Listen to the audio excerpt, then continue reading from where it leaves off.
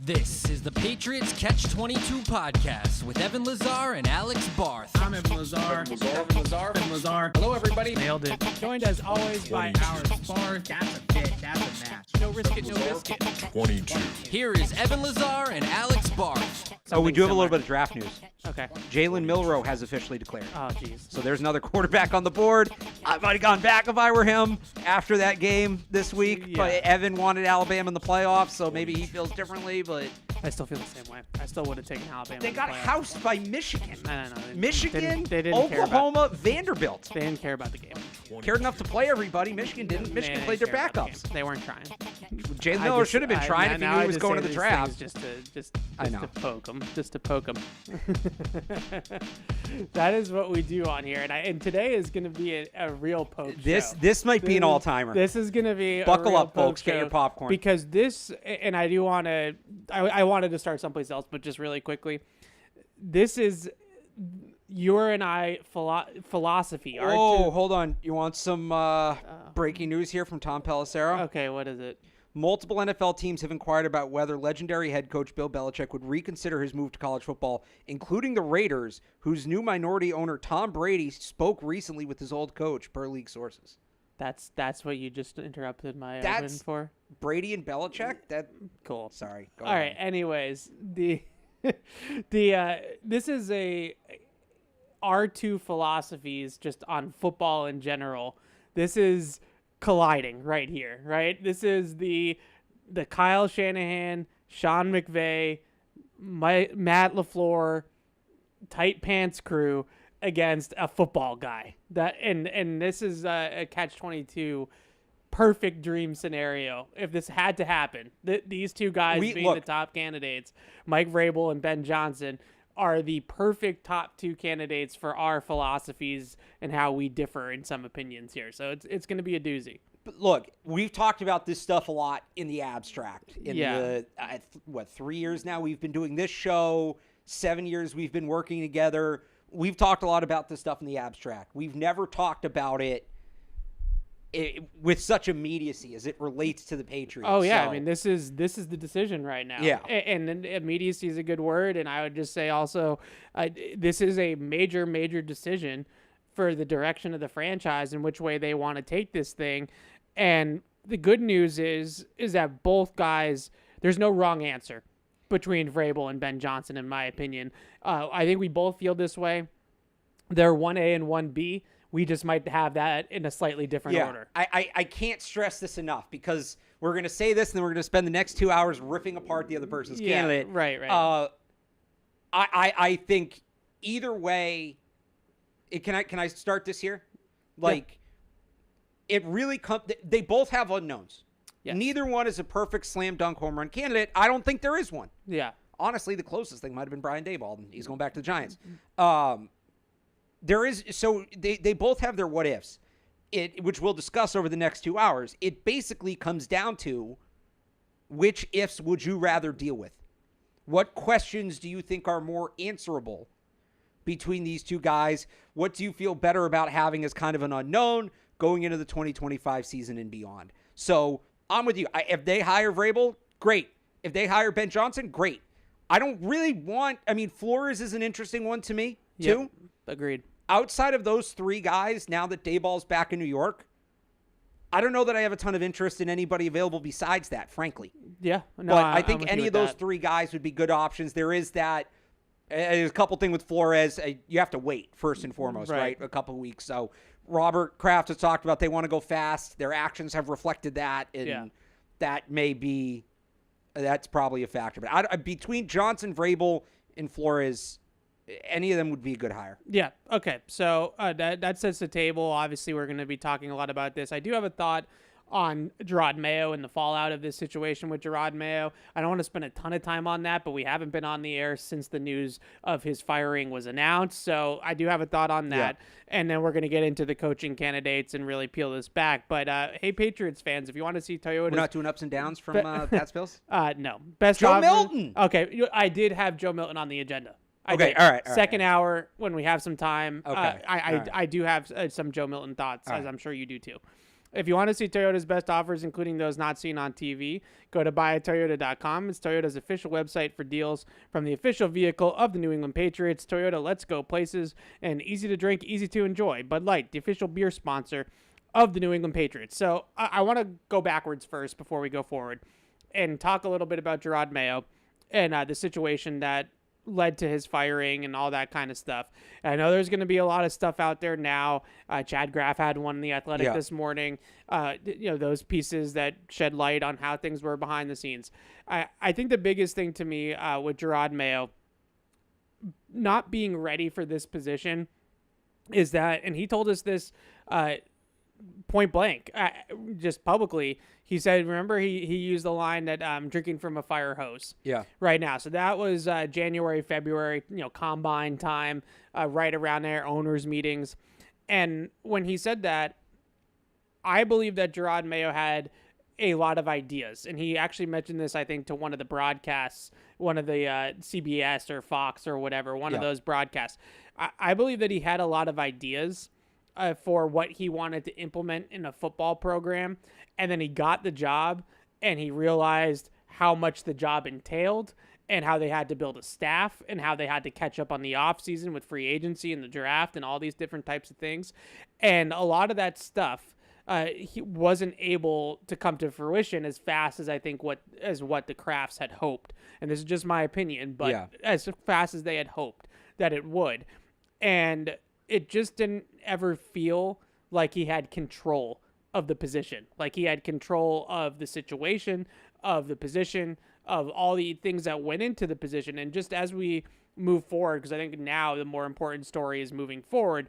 But as we move forward here with the Patriots, the one thing that I really feel strongly about that needs to be done is whoever is going to come in next, whether it's Vrabel, Ben Johnson, Brian Flores, whoever is going to come in next needs to rebuild the infrastructure of the football program. I'm glad you said that. And I'm not necessarily just talking about like locker room culture. That's part of it. But I'm also just talking about how they handle things from a front office perspective, from a coaching staff perspective. Like you have to get the right coaches in here. You have to get good coaches in here on all levels, not just a coordinator level, but position coach level. Glad you're saying all this. And I would also say that they have to get on the front office side, they have to build a modern front office. And I hate using the word modern, but it's the only word I can really think of to describe it. They have to get a modern front office that is properly staffed, that is heading in the right direction in terms of innovation and how teams are evaluating and scouting, especially in the draft.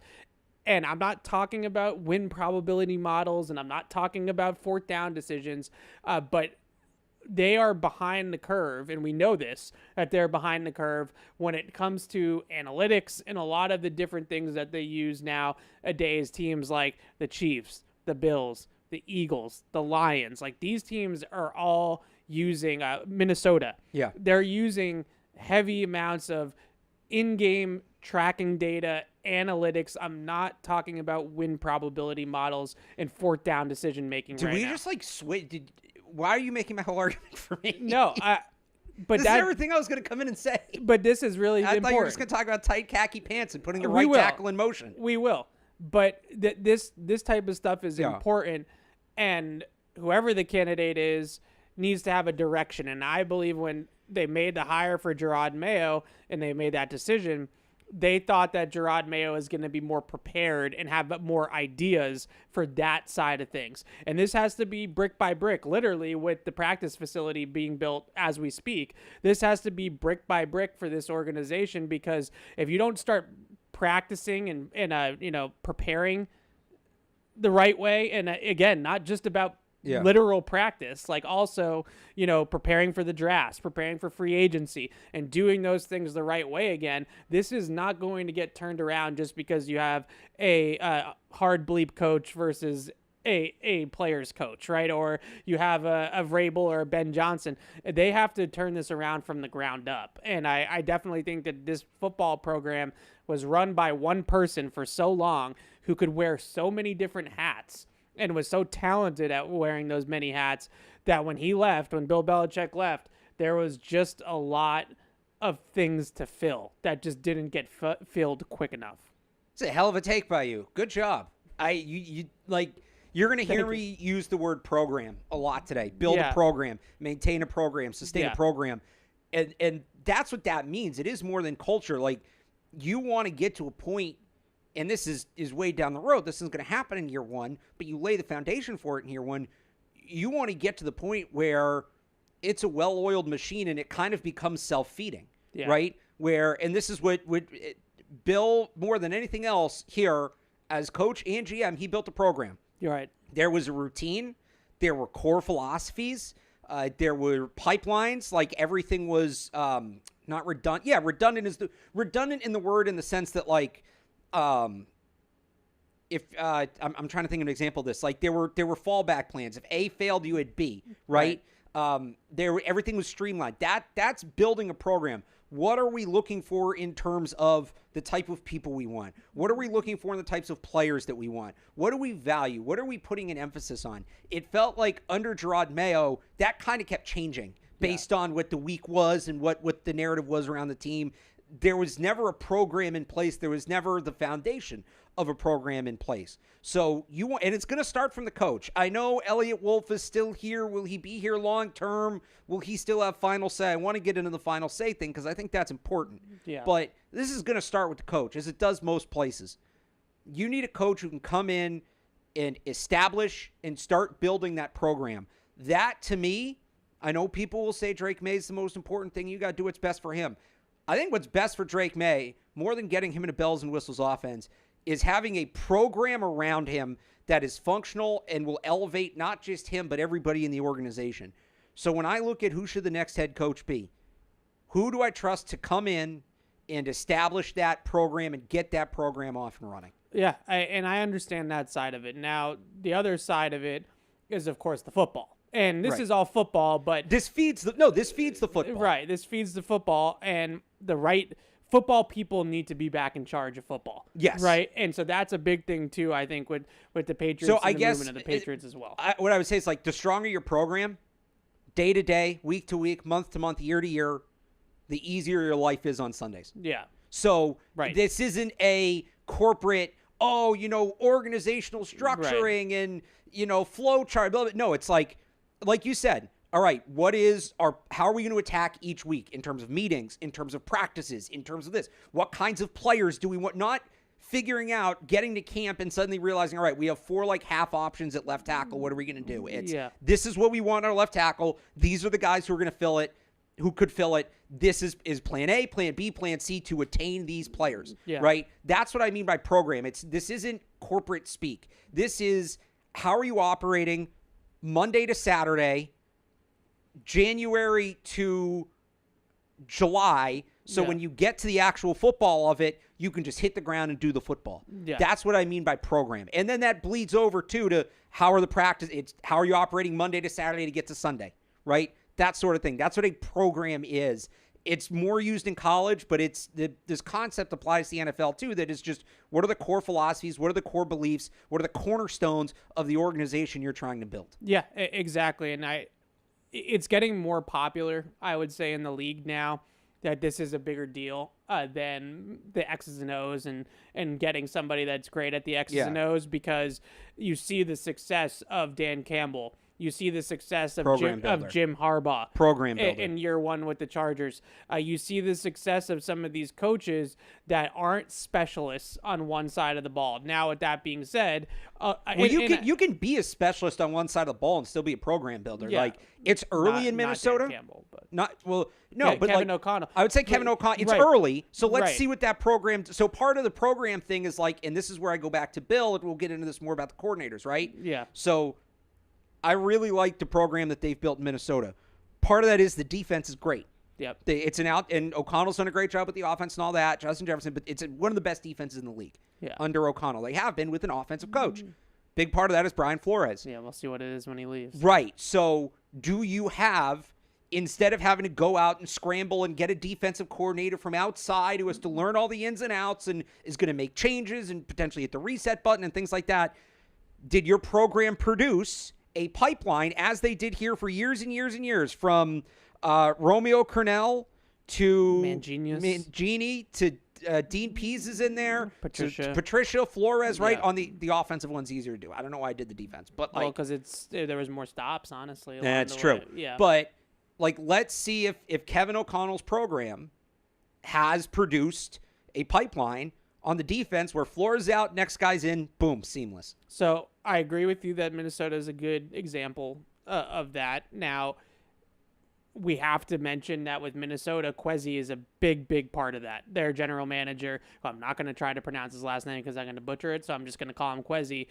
He is a major part of that on the personnel side of building this program, right? And Kwesi is an analytics guy, and he's also a football guy, but he's got his hand in both buckets, which is becoming a lot more popular from that side of things. Now, with all that being said, when we start to unpack these two candidates, Vrabel and Ben Johnson, and I do want to put this out there that my personal belief is that this is Mike Vrabel's job if Mike Vrabel wants the job. Same. I do not necessarily believe that this is a full-fledged open process.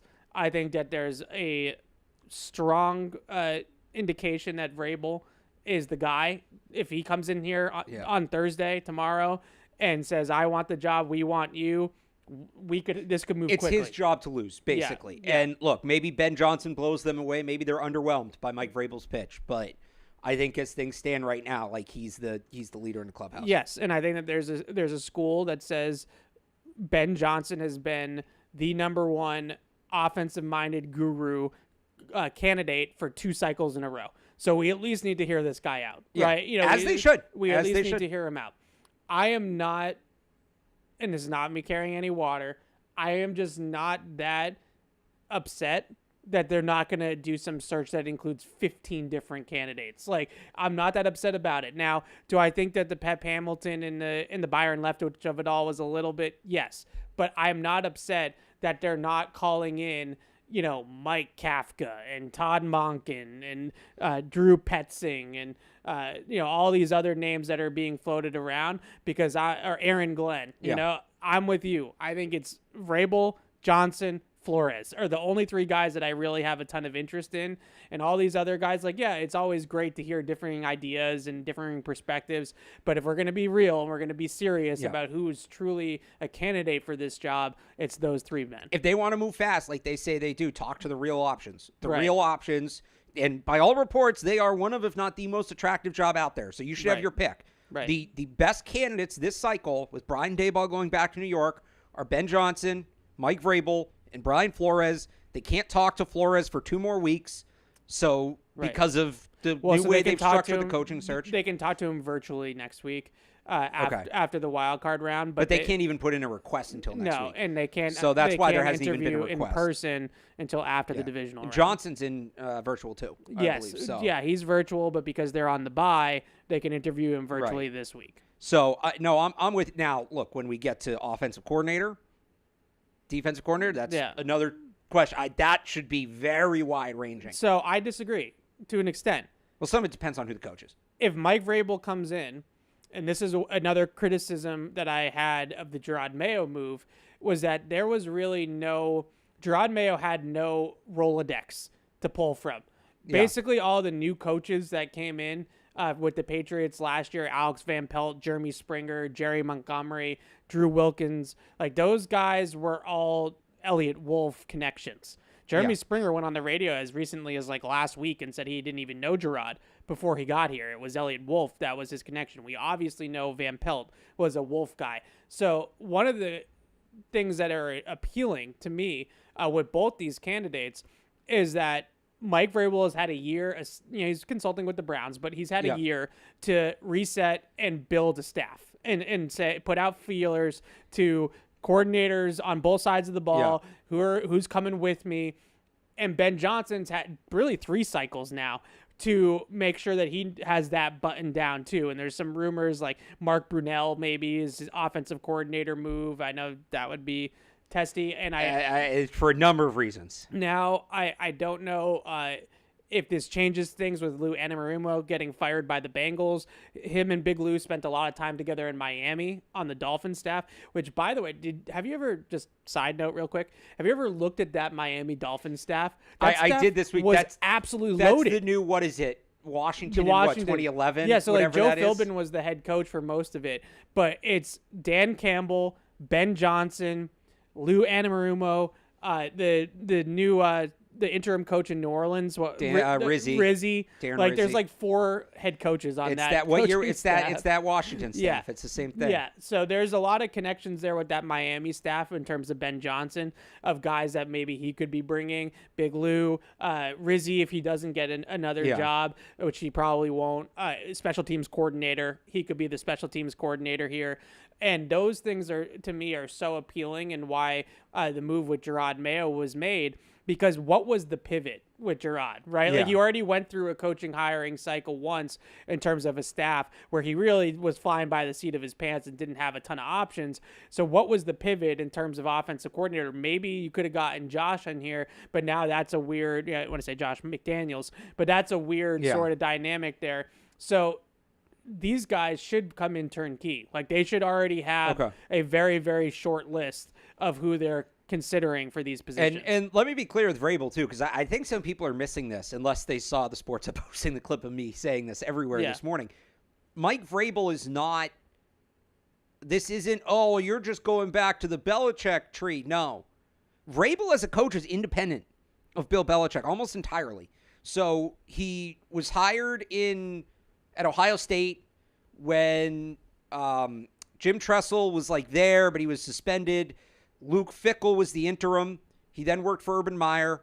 He goes to Houston, where he works for Bill O'Brien. So that's as close he got to the Belichick tree, but it is another program. It is Bill O'Brien's program, which did differ from Belichick's program. In Houston, made different connections there. Goes to Tennessee.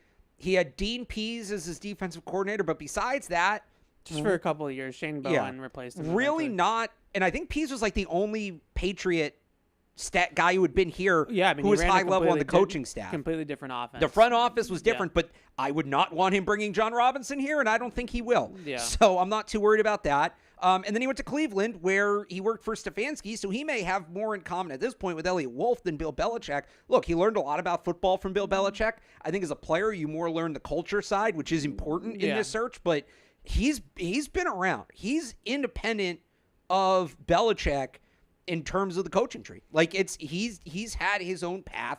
He's made his own connections. He's been separate of that. So I think I don't think it's like, oh, another retread. Look, could he bring back Belichick guys? Sure. I know there's been some rumors that maybe Josh McDaniels.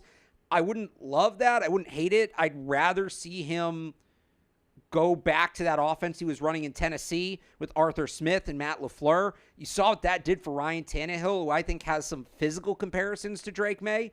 So Drake May is obviously a much better player, but Drake May in that offense would intrigue me. You got to, they had Derrick Henry, but you make adjustments. But it's not going to be Vrabel suddenly bringing back all these guys that were here for 20 years. There's going to be a couple. There might be some guys that were here like Vrabel as players, but have their own independent coaching backgrounds. Wes Welker, for instance, who we overlapped with in Houston. But he's going to have, it's not like Jerod, to your point, where it's just, all right, he was here in New England. He knows the guys who were here in New England. He has a much more vast network. Yeah, so when I was at the Senior Bowl last year, I actually bumped into Mike Vrabel, and he was there as a coaching free agent at the time. He hadn't signed a contract with the Browns. And I didn't speak with him or anything, but I just noticed he was there. And when he's there to network, right? He's there to talk to executives, to talk to coaches, to network and make connections and build relationships, so that when he gets his next crack at it, he has a Rolodex to then go to and say, this is what I want. These are the people that I want to work with. This is my staff. These are my coordinators, so on and so forth. Yeah. So all that is intriguing. Now, we disagree a little bit on the direction in terms of Vrabel and Ben Johnson, and I want to unpack that. We've been texting about it back and forth and been trying to save it for the show. So I guess my biggest issue, and like you said, both of them have concerns, and there's no perfect candidate. They're all going to have concerns. So my biggest issue with Vrabel is that I worry about the overall direction of the offense. I worry about Drake May's development because Vrabel is not coming in specifically to run the offense or call offensive plays. I hope not. Ben Johnson, on the other hand, might have some of the experience, program building things that we can talk about in terms of his concerns. But what I'm definitely sure of is that he's going to run a damn good scheme, right? And so you have the model of Shanahan, McVay, LaFleur, O'Connell, Mike McDaniel. Well, yeah, sure, if you want to go down the rabbit hole. But we can go down the rabbit hole on the culture side too. And yet for every Dan Campbell, there's a Doug Peterson, right? So it goes both ways. My point being this. If you look at the teams that are winning Super Bowls and are competing for Super Bowls, a lot of those teams have the tight pants guy. It's just a fact, right? And I know Andy Reid is his own thing. You don't get to count Andy Reid as that. Yeah, I'm not counting Andy Reid, but that's a big part of it, and a big part of it is Drake May. And what I worry about with Vrabel, and you can make the argument that he just played this way because he had Derrick Henry, and that was what fit them best. But I don't want to turn Drake May into an under center, turn around, hand the ball off in a 2-back set to the running back, and then like every 3 plays we're going to call play action and get him on the move and let him throw it down the field. I want to build this offense around Drake May. I want him to be the engine of the offense, much like Josh Allen is the engine of the offense in Buffalo. And I worry about with Vrabel that it's going to be a little old school. And I'm not necessarily saying old school in terms of it's going to be Belichickian. I'm just saying old school, that it's going to be a run-first offense, play good defense, be sound in all 3 phases, and we're going to win games 17-14. I think that I get that. And I know I just said the Tennessee offense. Obviously, it's that overarching idea, but you're building that around Drake May. He's better in Tannehill, so you have him do more things than Tannehill did, of course. You have Drake May, you're going to have your pick of your offensive coordinators, right? If you hire Vrabel. So he was in Houston, he was in Tennessee, he was in Cleveland. Those were 3 different offensive systems, essentially. There's some overlap between what he's doing in Tennessee and what he was doing in Cleveland, but there's differences there. I don't see him as a guy that's going to be married to one offensive system. I think he's going to do what he believes is best for the offense, what's best for Drake May. Like, I don't think he's married to we have to be this identity on offense because he is a defensive coach. Fair. The question that you have for Vrabel when he sits down at the table, because you're not worried about all the stuff that we just talked about for the first 20 minutes. No, right? you're not. You're not worried. You're worried about the offensive coordinator, who's your coordinator hire? And if it's Josh McDaniels, okay, but how is Josh McDaniels going to bring that offense to the 2025? Which Josh McDaniels offense? What do you mean? Like, is it the Brady offense or is it the Cam Newton offense? I mean, the Cam Newton offense, I think, was done out of desperation. Like, I don't think that that's truly who Josh is. Like, Josh McDaniels is Brady, Mac Jones, what he tried to do in Vegas. But that's there what were he different. is. Did we see Josh McDaniels could develop a run game for a quarterback? Yes or no? We did. But again, I don't think that he has is his that tool in his preferred. bag. I don't think that's his preferred route. But he did it. He did it. That's fair. And I wonder, maybe that's part of it. Maybe if Vrabel says McDaniels, you talk to McDaniels and you say, all right, is this going to be, are we going to try to turn Drake May into Tom Brady, or are we going to have some of these other elements in here like you had with Cam Newton? Another guy that's been floated is Tommy Reese, who I'm not a big fan of, but he's kind of done some more modern things. He was at Alabama I think he was there with Bryce. He was there with Milroe. So he's done some of that. And this gets to kind of my other point about Vrabel, and when you get to Vrabel versus Ben Johnson, again, who I think are both good candidates. Yeah. Right? Let's say you don't get it right with Vrabel on the offensive coordinator hire. Let's say the first year isn't good. You can move on from the offensive coordinator. Let's say you hire Ben Johnson and you find out in a year he can't do the program stuff. That's a much harder pivot to make. So I do think Mike Vrabel can find the right offensive coordinator because he did it in Tennessee. He built a good program in Tennessee, and he was able to find not just one, but when Matt LaFleur left, he was able to identify Arthur Smith and get to the next guy. But I pushed back a little bit on good offenses. Like, he had a good offense in Tennessee. That was not a Super Bowl caliber offense. No, but they had Ryan Tannehill. Okay. You have Drake May. Okay, but I love Drake May, you know that, but he's still got a lot of developing to does. do. So that's going to be part of it. Right. And now, we're talking about things about his Drake May's whole development in year 2 here. So let me ask you this. The footwork changes. What is he going to be? His 85% of the time he threw a pass from shotgun this year. That's not a very high percentage of under center.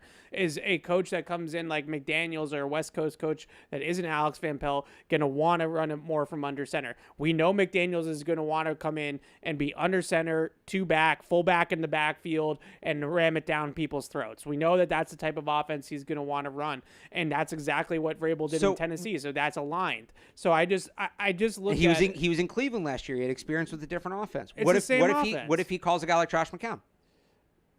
Okay, so then the issue with Josh McCown is that he's already getting some buzz to be a head coach this cycle. So he comes here, he calls plays, he looks great doing it, and then you're looking for a new offensive coordinator in 2026. So this is where the program builder element comes in. In 1 year, you're going to build you're going to get a coordinator ready to replace McCown in 1 year? He replaced Matt LaFleur in 1 year. It was longer than 1 year, was it? I'm pretty sure it's just 1 year. I was looking before the show. Let me double check. I think it was just 1 year. It feels to me like it was just 1 year. He came in 2018 with LaFleur. LaFleur left after the 2018 season. It was Arthur Smith for 2 years. Okay, but what was the ceiling of those offenses? Like, realistically? Well, but those offenses had Ryan Tannehill. Okay, but you keep saying that like Ryan Tannehill was some bum in Tennessee. He's a bum in Miami, and look what they got out of him. Ryan Tannehill played really good football in Tennessee. Yeah. If Drake May puts up Ryan Tannehill numbers, then we got a superstar on our hands, because you're going to look at him differently than you look at Ryan Tannehill. You look at Ryan Tannehill's box score stats in Tennessee's like 35-7 touchdown to interception. He's an MVP candidate one of those years, but that's my point. You look at we can't just assume that Drake May is going to do that. That was my point. Well, you can't do that with Ben Johnson either. But I have much better faith in Ben Johnson scheming an offense. And so I just, again, this is what happens. We know this is what happens. They're going to continue to cycle through offensive coordinators. They've done it in Buffalo. Buffalo has dealt with that too. And so here's the thing. And Josh Allen got to the point where he was quarterback proof or OC proof. So that's the other thing with the cycling through coordinators. I think people are and I know I'm the guy that always talks about make it as easy as possible on the quarterback, and I do still believe that.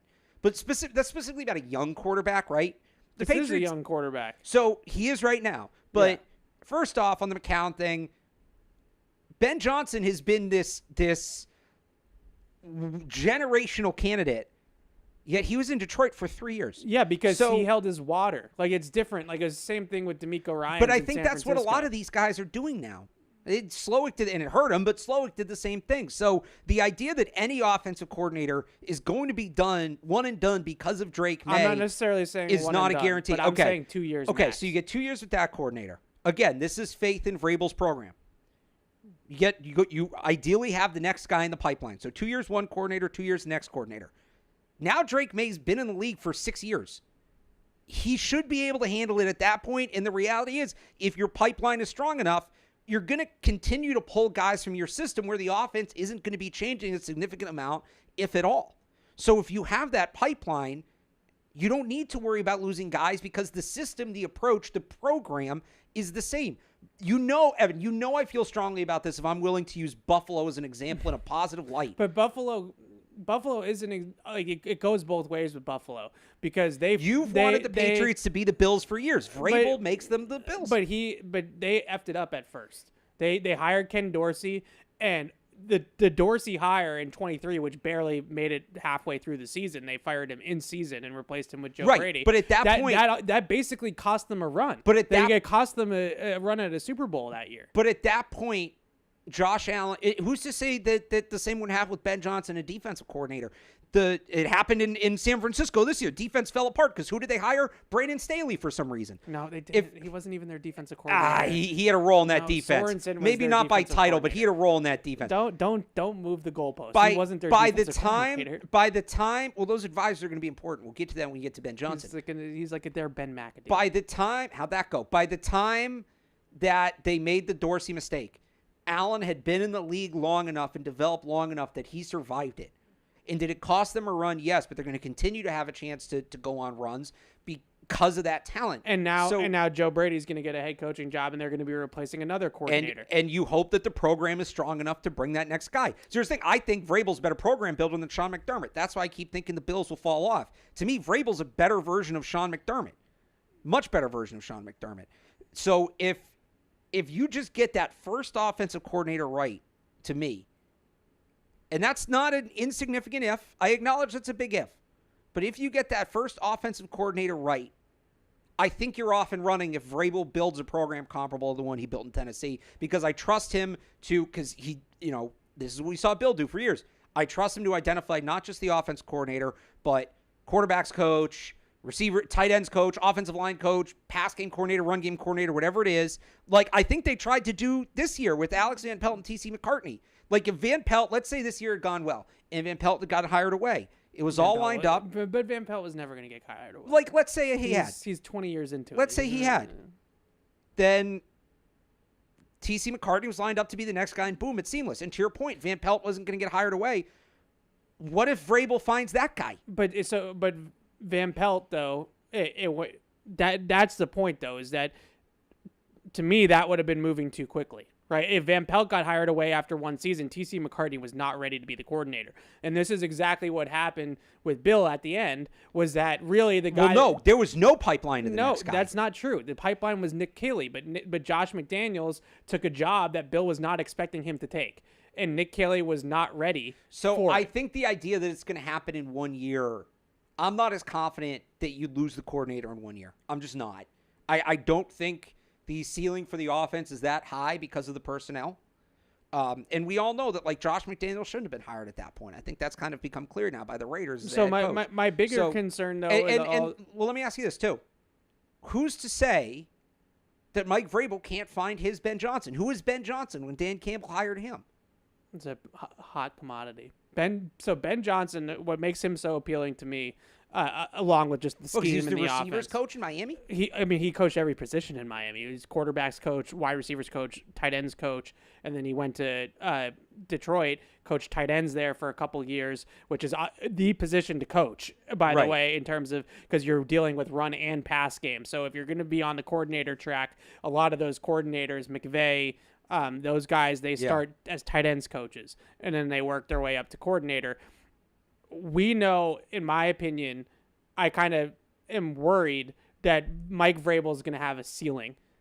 I think Mike Vrabel is going to get you to a really nice floor. Yeah. And you're going to hire him. He's going to bring respectability. He's going to bring professionalism. He's going to bring accountability. He's going to be a very, very good CEO coach and a culture builder and all the program stuff and all that's all well and good. But I believe that that's going to have a ceiling long term. Well, but isn't that what Drake May's for? To then get you to that next level? Isn't that the whole If he point lets of having the superstar quarterback? If they let him. I think Vrabel understands the modern game enough to do that. So I am concerned that the Mike Vrabel path has a 9 or 10 win ceiling, which is not to say. I thought you were going to say as a Niners ceiling. No, I was about to say, no. Why don't you want it? 9 or 10 win season. And I think it's higher than that. He won 12 games in Tennessee. Yeah, it was there was all sorts of No. circumstances. He there. won 12. The AFC was weak that year, and he won it when Brady's last year with the Patriots. He flamed out. He won 12 games in Tennessee. Okay, he won 12 games 1 year. It was 6 seasons in Tennessee. Let's throw him a parade. Like you have to. Is there a ceiling to it? Yes. There's a ceiling to it. That's where he Drake showed May that comes in Tennessee. Okay, but if you are not taking any risks with Vrabel. You know what you're getting. It's a floor higher. And in my opinion, I think you're going to be a really solid football program. I don't know what your ceiling is with Mike Vrabel. With Ben Johnson, you run the risk of it flaming out. You run the risk of it being a disaster. I acknowledge that. But the upside is Shanahan, McVay, O'Connell. It's Super Bowl team. That's the upside. I don't see why the upside can't with the personnel. So I think coaching sets the floor, talent sets the ceiling, right? So this is where we get into the Elliott Wolf of it all. And I said earlier, like, I want to know who has final say. And that's the other part of this, who's either one bringing as their GM or whatever it is. It's not going to be a GM because they just don't have GMs here. But, like, who has that? We did this last year. I don't care what the title is. 6 people in the room. 3 want Abdul Carter. 3 want Will Campbell. Who gets to put their fist on the table and say, my vote counts as 2. We're getting my guy, right? That's the other unknown here. But, so I have a thought on that, but sorry, okay. keep going. And it's going to be different with Vrabel or Johnson. If like Vrabel says in the meeting, I want John Robinson, I say the guy that traded A.J. Brown, and then I call Ben Johnson, right? So like there's that element to it. But I think talent sets the ceiling. And they just need to get the things you say, respectable, professional, accountable. They need to get back to that. They cannot afford to not get back to that. They also need to score points, which they haven't done in 4 years. So Drake May can't help them score points? Of course, but it shouldn't be all on the second-year quarterback to help them score points. No, that's where the personnel guy comes in. You got to get that guy help. So now it's all on the talent. Like if they're not going to win. I said this before. They're not going to win like that. They're not going to win with 20 points a game. I said this before I've been saying this since October. I think I've been saying it since the start of the year. Were there coaching issues this year? Yes, absolutely. Moving on from Mayo was necessary. But if we were to list the biggest issues facing the 2023 Patriots, 2024 Patriots, and 2024 Patriots, at the top of that list was roster talent. So I agree. That has to improve. And I think if Ben Johnson comes in and just spins his wheels and just focus on the offense and the scheme. And so many of these guys think the scheme's above the talent, right? We know essentially that your guy, Kyle Shanahan, feels that way. So here's the difference between these two candidates. The biggest difference between these two candidates. With Mike Vrabel, if the Patriots hire Mike Vrabel, I'm giving the keys to Vrabel. It's Vrabel's show. When it comes to final say on the roster, I'm not necessarily giving him all the personnel power. I still want him working in conjunction with a general manager I would want an experienced front office executive. Who's your guy from New York that you like? Ryan Cowden. Yeah, I'd still like somebody who's been in front offices, because Vrabel's never negotiated a contract, right? So I still want a guy like that, but I'm okay if Mike Vrabel is final say. I'm not giving Ben Johnson final say. So this is the difference in the hire, right? The difference is that Vrabel is coming here to run the program. Yes. It is his ship. He's the all-encompassing guy, right? Yep. If I'm hiring Ben Johnson, I'm hiring Ben Johnson for 2 main reasons. To run Drake May, like it's his development, and call offensive plays. I'm going to hire 2 things that other people can do if Mike Vrabel's the head coach. Not as well. And so then you don't know what's to say he can't find Alex, his own Ben Johnson.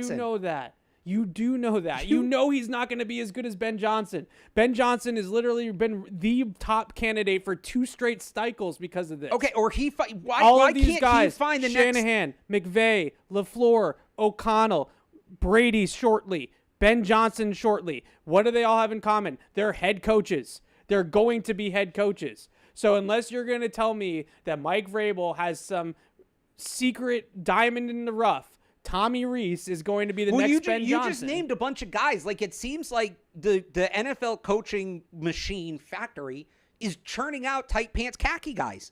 Go find yours. How many culture builders is it? So go find a random one. Well, you just named like 10 guys. Okay, well, give me then Mike Vrabel better give me a dang good name, and I don't want it to be Josh McDaniels. I'm sorry. I love Josh McDaniels. I love the guy. I think he's a good coach. I don't want it to be him.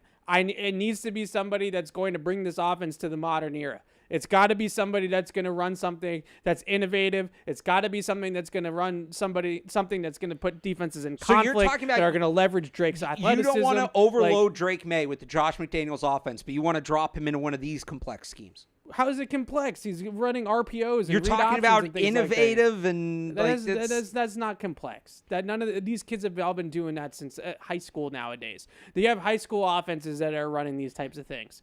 Like he was running this at Myers Park, with the coaches down there at North Carolina. He was running this at UNC with their air raid, I know they hate when I call it an air raid, but it's an air raid, okay? You know, they've been running it down at North Carolina. This is what they run nowadays. They don't run an old school Earnhardt Perkins offense like the Patriots used to run 20 years ago. These are the offenses that these young quarterbacks are growing up running. You know, so like it's not complex to them to read out an RPO or a read option play or to send a guy in motion. Like these things aren't complex to these kids anymore. This is what they've been doing their whole football lives. What is complex to them is we're going to put you under center. We're going to drop you back, 7-step drop, play action fake, turn back around, make a throw. I know it sounds rudimentary to a lot of people that have been watching and you know, covering football and, you know, observing football for 50 years. To these kids, it's not. They don't do it. They don't go under center. They don't shotgun. They don't play action pass from under center. They don't run 7 and 9 step drop. So if this is what everybody's running, how hard is it to find somebody who runs it as a coach?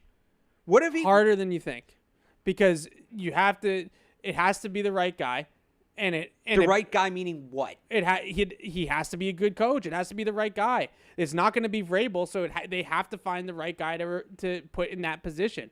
And with Ben Johnson, what I would do is that at that point you definitely need to hire a true general manager, because you want the general manager to do all of the program building. I'm putting it on the general manager's I still plate. think you need somebody on the coaching staff who can do that too. So you gave me Sean McVay, who had Wade Phillips, who he has talked about being a 100%. massive help. So you're going to ask me who Mike Vrabel's coordinator is. Yeah. Who is Ben Johnson's Wade Phillips? I'm going to give you two names I don't want to hear. Okay. One is Lou Anarumo. Why not? Because he's never been a head coach. He's never run a program. But that's the whole point of having this guy but to help him out. Last year, he was literally very close to being a head coach. Very close. Very nice. He's never run a program. He's a big. Was Wade Phillips candidate very to close to being a head coach, or had he been a head coach for like a decade? Okay. The other name I don't want to hear is Robert Saleh, because we're talking about. I'm not in on Robert Saleh. I know, but just to talk to the viewers, just like we're talking about building this thing around Drake May on offense. Yeah. I also think you kind of need to do the same thing on defense with Christian Gonzalez. I have zero interest in turning Christian Gonzalez into Sauce Gardner. Yeah. That's an insult to Christian Gonzalez. I want them running man coverages. I don't want them doing Seattle 3. Yeah. I want them running a big boy defense. And like, is that unfair to say? Like, they should be treating all the conversation we're having right now around Drake May, build it around him, develop him.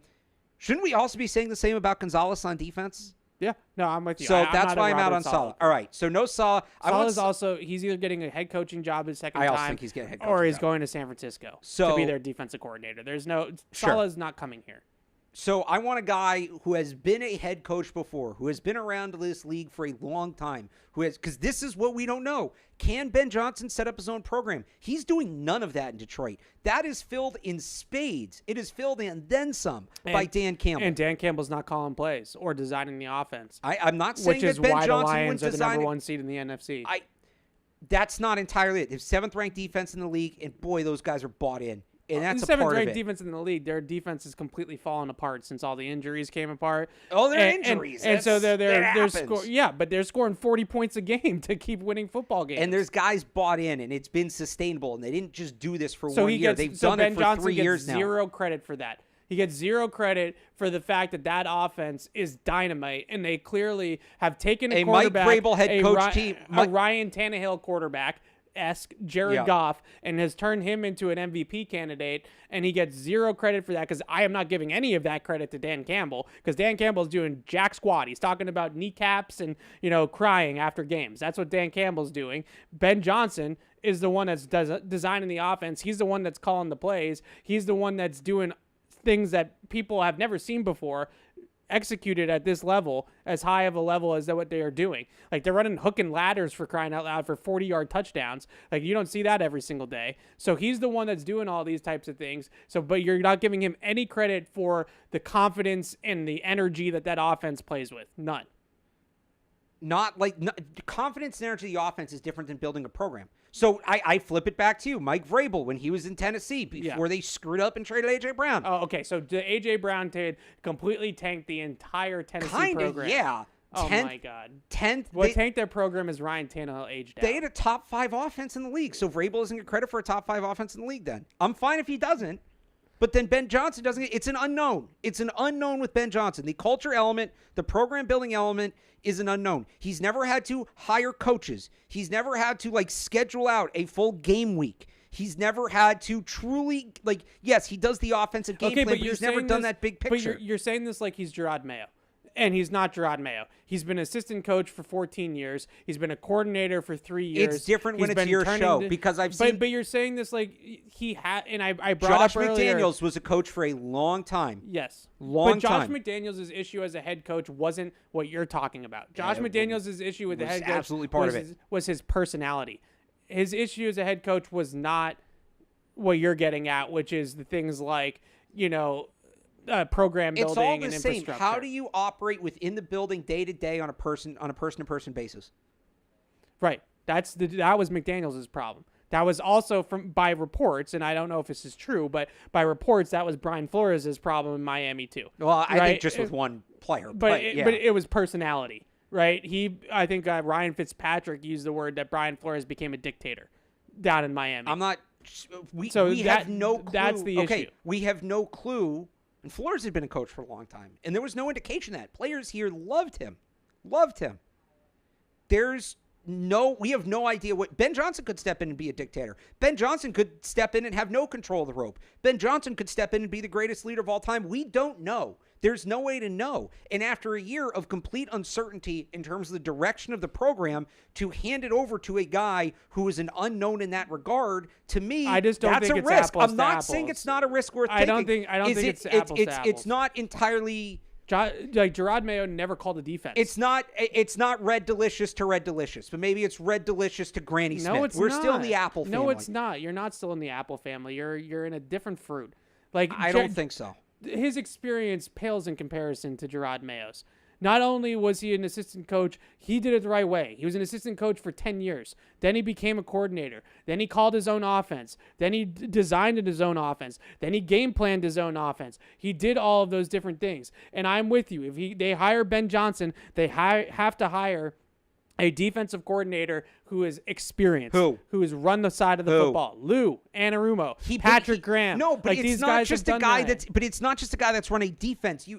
Who is he going to? Why can't he hire? This was in the Chad Graff thing this morning. Why can't he hire an associate head coach? Who? Who? Probably Joe Philbin. Great. Joe Philbin. We're putting the organization's faith in Joe Philbin. No, you're putting the organization's faith in Ben Johnson. You're talking about a guy that's saying to Ben as a sounding board, as someone that can give him ideas or input. How much of an upgrade from Ben McAdoo's Joe Philbin?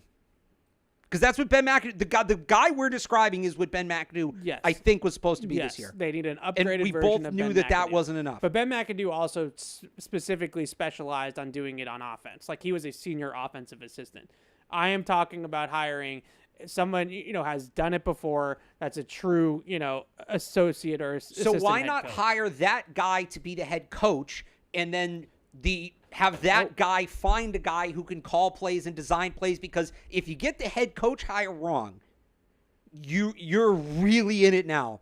If you get the offensive coordinator hire wrong, that's not great, but it's easier to change direction. It's not great. You're really underselling that. It's not great. He's going to completely mess up Drake May. Okay, as opposed to getting the head coaching hire wrong? How is that getting the head coaching hire wrong? If the guy can't establish I'll give you Mike McDaniel. Players are asking out of Miami left and right.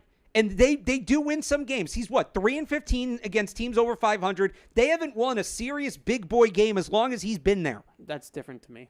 How is that? This is the same guy. Because Mike McDaniel was Ben Johnson 3 years ago. It's or 4 years ago, whatever it was. Situation because I don't think Miami's built their team correctly. Miami's built their team from the outside in. I want to build the team from the inside out. Is Ben Johnson going to be okay with that? Yeah. What kind of line do you think he has in Detroit? The offense. What do you mean? He didn't build that. Chris Spielman built that. Oh, these guys, they want the receivers and they want the toys. That's so ridiculous. What do you think that he knows why they're successful? Also, I'm sorry, not having a line, and their line's not that bad, and their defense line's great. Not having a line is Miami. No, come on. Their defensive line is not great. They pass rushers, man. They can get after the quarterback. Okay, but every single time they get into a tough game against your playoff caliber opponents, they get run on every single time. They can't play in cold weather. They can't block. They get the quarterback hurt all the time. Not being able to play in cold weather. That's why they stink. You're going to hate this take, but I know I'm right. Not being able to play in cold weather is in part a reflection on the coach. Him doing that ridiculous stuff about turning the temperature down in the bubble and wearing the long sleeve shirt and saying he's going to throw ice cubes at people, that's a reflection of the coach. That's a soft team that can't go win in the cold. That's a soft team. That's a soft team. That is a reflection of the coach. And if Ben Johnson has learned from Dan Campbell, who he's currently under, so I have to assume that is who he is learning from. You are telling me that the Detroit Lions are a soft football team, and They're he's going to mimic not. that? He's going to be Mike McDaniel? You should. That's what I'm asking in the interview. How much of Dan Campbell's leadership style do you plan to emulate? But it's not even just that. Can he pull it off? There were a lot of guys here that went elsewhere and tried to emulate Bill Belichick. But they weren't Bill Belichick. You can't fake the one thing you can't do is fake your personality. He's not going to fake Dan Campbell's personality. Okay, but that's part of where that buy-in, that's part of where that toughness comes from. No, the toughness also comes from having Penny Sewell on your offensive line. You can't just ask him to come here and bring all the best parts of Dan Campbell with him and leave all the parts you don't like behind. I don't like any of the parts of Dan Campbell. That's the problem. Like, I don't care. I don't need Dan Campbell. But if that's please don't bring Dan Campbell. But you acknowledge at the beginning the program building and the leadership's an important part of it. So if you're hiring this guy to come build the program, and your argument is he's seen this great program built under Dan Campbell, but you don't want him to be anything like Dan Campbell, then what's the point? Because there's a difference between actually executing the plan and checking the boxes of what we're talking about from the program side of it and personality. I just don't want his personality to be like Dan Campbell. I don't care if he can still do the other stuff without being Dan Campbell. Like that's very doable. You don't have to have his personality. No, but his personality matters. Again, I go back to Mike McDaniel. Like, I don't think... So you picked Mike McDaniel, who is probably like the worst one out of all the Shanahan tree group. No, there's worse, but he's stuck around. Okay, but there's other ones that are excelling, but we just have to point to the one guy that isn't. Like, you can look at the Dan Campbells of the world, the big-time culture builders of the world, and there's plenty of guys in Dan Campbell's mold that I would have say failed. the guy of the Mike Vrabel mold that is having the least success that we've talked about is Sean McDermott, and you've wanted the Patriots to be the Bills for years now. See, I look at the Bills as the apex of what they could be with Mike Vrabel. The Lions are the apex of what they could be with Mike Vrabel. No, I disagree. I think the Bills are, because the Lions are not built. Their offense is not being elevated by their quarterback. Their scheme and their entire thing is elevated. So what happens if you put a really good quarterback in that scheme? Yeah, that's what I'm talking about. You take Ben Johnson, you bring him here, you put Drake May in that scheme. Why can't Vrabel find an offensive coordinator that has some sort of... You think they're just done with offensive coordinators? There's no more innovative offensive coordinators? There's if you don't get Ben Johnson, you'll never get an innovator ever again. I think it's possible. You don't trust I just it? haven't heard the name. That's not how the NFL works. I just haven't heard the name. It's not Tommy Rees. I'm sorry. You haven't. All right. Well, the guy for Ben Johnson's not Joe Philbin. I'm sorry. Okay. Well, that was one name that he's obviously been connected to Joe Philbin. The reality is the guys you're looking at the guy you're looking at to support Ben Johnson. Yes. Needs to be one of those household name kind of guys, because you need a guy that he's not just taking over any NFL team. He's taking over the New England Patriots. There's a spotlight here. There's a pressure here. You're only getting in a few other spots. It's not Detroit's in the spotlight, but that's different. That team was bad for a long time. The expectations he's going to have to manage are different. You need a guy who's been through the ringer, who's been in front of 100 cameras, who's been pressed with the tough questions to lead him through that. When we talk about the guy to support Mike Vrabel, we're talking about a guy who's a tight ends coach somewhere right now, or an offensive line coach, or an assistant this, or an assistant that. He's not a household name kind of guy. That doesn't necessarily make one better or worse, but one name should be easier to pull off the top of your head than the other. I think it's easier to find the Ben Johnson guy, because the Ben Johnson guy is... All those types of guys are, let's face it, they failed as head coaches in the league and are now just consulting or aiding with guys. There's plenty of those. There's plenty of coaches that have gotten fired or that aren't directly coaching right now for whatever reason. Yeah. I hear you. There's probably a Joe Brady or someone along those lines that's out there. And we only talked about NFL guys. We didn't even go to college. Okay, but yet. the problem is that to me is that Drake May's in a different part of his development than Josh Allen was. Josh Allen, when Brian Dable left, was already 3-4 years into his development. We're talking about Drake going into year 2 of his development. So your concerns about Ben Johnson being inexperienced from the culture side and from the team building side, my concern is that the coordinator is going to be inexperienced, or he's going to be a retread, which I have no desire to do. Okay, so if you hire a college coordinator or you hire a 35-year-old Joe Brady who has really never called plays before or never ran an offense, he is now going to be paired with his second-year quarterback, and now we're inexperienced.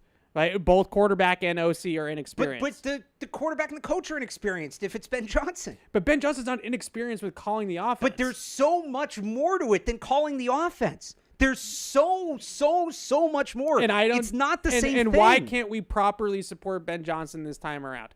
Why can't we get with who? With a legitimate front office executive, Ray Agnew, who's been around the block. Ray Agnew, fine. I like Ray Agnew. Okay, Ray Agnew's your general manager, which I think is where this is trending for Ben Johnson. And you bring in somebody like a Joe Philbin who has coached in the league before. I know Joe Philbin isn't this Super Bowl winning coach. If he was, he would probably still be a head coach and still be employed. It's not Wade Phillips. Okay, I mean, look, Wade Phillips is a great coach.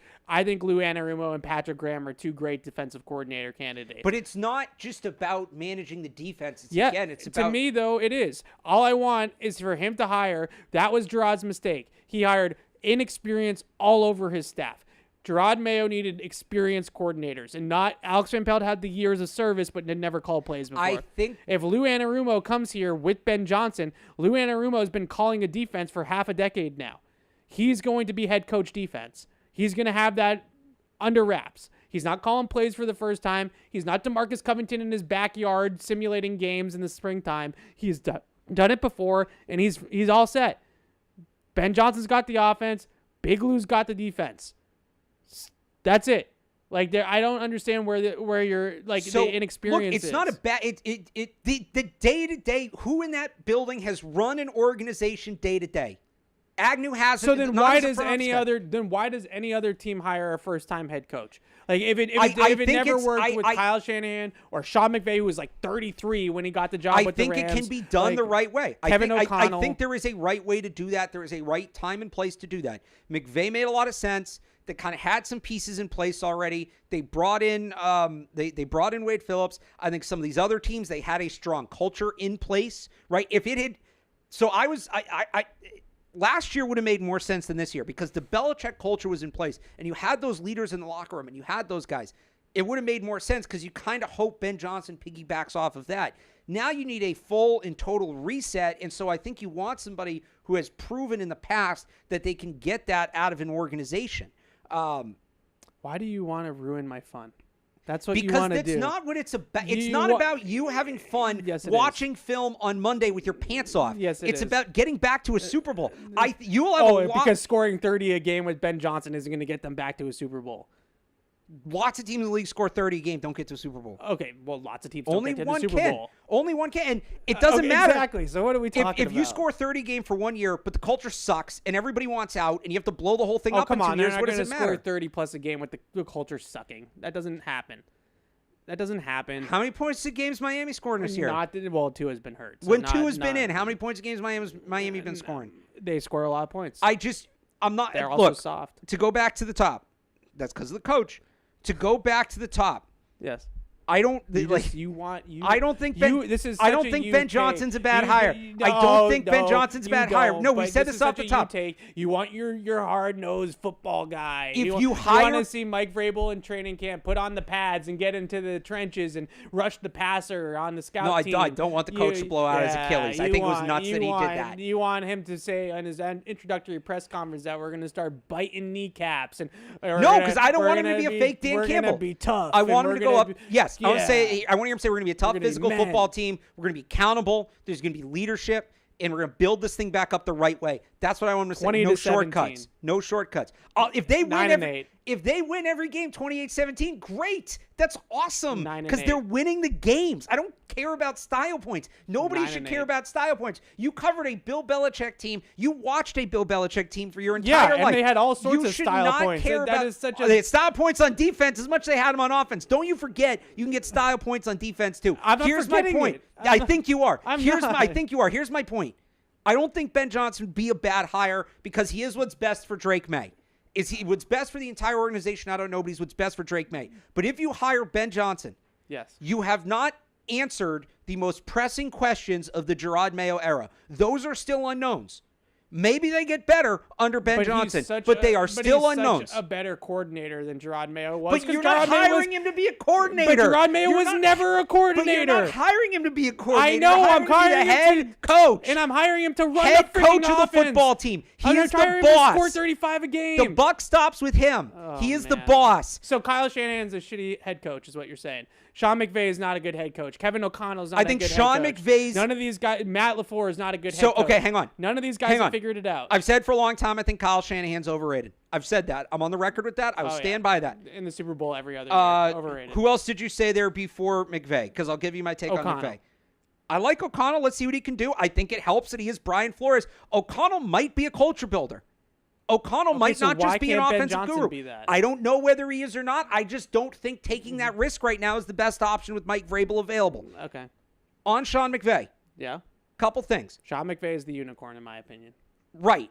Is Sean McVay the ceiling or is he the exception to the rule? I think he might be the exception to the rule, and expecting Ben Johnson to be Sean McVay might be a fool's errand. Why is Sean McVay the exception to the rule? Why has he had the success that he has? One, I think his time with Wade Phillips was very important. And that was very important in his development as a head coach, as a leader of a football program. So you tell me who he's going to learn that from. It's not Lou Anarumo because he doesn't have the experience in that regard that Wade Phillips did. The other thing, it took time. It took Sean McVay a few years to get to where he is now. Is Ben Johnson... not really. Yes, it did. No, they were good kind of right away. They got that boost they had in 18, then they kind of fell back down, and he had to build it back up again. Is Ben Johnson going to have that time in New England? In terms of pressure on the organization, there might not be two teams that are more polar opposite than the New England Patriots and the Los Angeles Rams. Is Ben Johnson going to have the time to learn what he needs to learn? Robert Kraft said the other day he still thinks Jerod, and some of us might have been playing politics, but he said he thinks Jerod, in time can get there, but they needed to turn this thing around fast. Is Ben Johnson going to be afforded the time that he needs, that Sean McVay was afforded to get to where he needs to be? I think most coaches, most guys when you get to this level, if given the time, can be decent. The NFL is a patience problem. But is that guy getting that time here? So the difference to me, and then I do want to open it up because we're going to rant and rave about this in circles forever. And I should also mention for the 17th time, you're going to end up getting your wish because Mike Vrabel is going to be the next coach of the Patriots. Just my opinion, but I think that's what's going to happen anyway. So this is then that's all the pressure on me because if he doesn't work out, you get to tell me I told you so all you want. When he hires freaking, and if he does work out, Mo, Larry, and Curly to be his offensive coordinator. Hang on, if we're going by age, let me give you a name. This could really be for either of them. Okay, so hang on, Kyle Flood. Oh my gosh! Like, what do you want to? Let's just run. Why don't we go back into 1940 and run the wing team? Do you know who Kyle Flood is? Yes, I know who Kyle Flood. Where's he the offense coordinator? I don't know where he is now. Okay, he was with Miami. I think you're thinking of somebody else. I don't think so. This is actually so I wouldn't hire this guy. Oh no, he was in the NFL very briefly. He was with the Falcons. Okay. He has been Steve Sarkisian's offensive coordinator at Texas since 2021. He's 53 years old. All right, it's not that old. I'll take it. I don't know that I'd hire him, but my point, you can go down all these different rabbit holes. There's more people available at the coaching level than you realize. Okay, well, one more name, Holman Wiggins, because I have to bring him up every time from we do Alabama. This. The one guy that Saban, for whatever reason, wouldn't. He's at A&M now. But yeah. Okay, so we digress because we're going to argue about this in circles. If this process continues, we're going to continue to argue about this in circles. I don't think it's continuing that long. I don't think so either. So that's where we're at with the coaches. It's no wrong answer in my opinion, but I definitely just want to see this Patriots team and this Patriots offense specifically.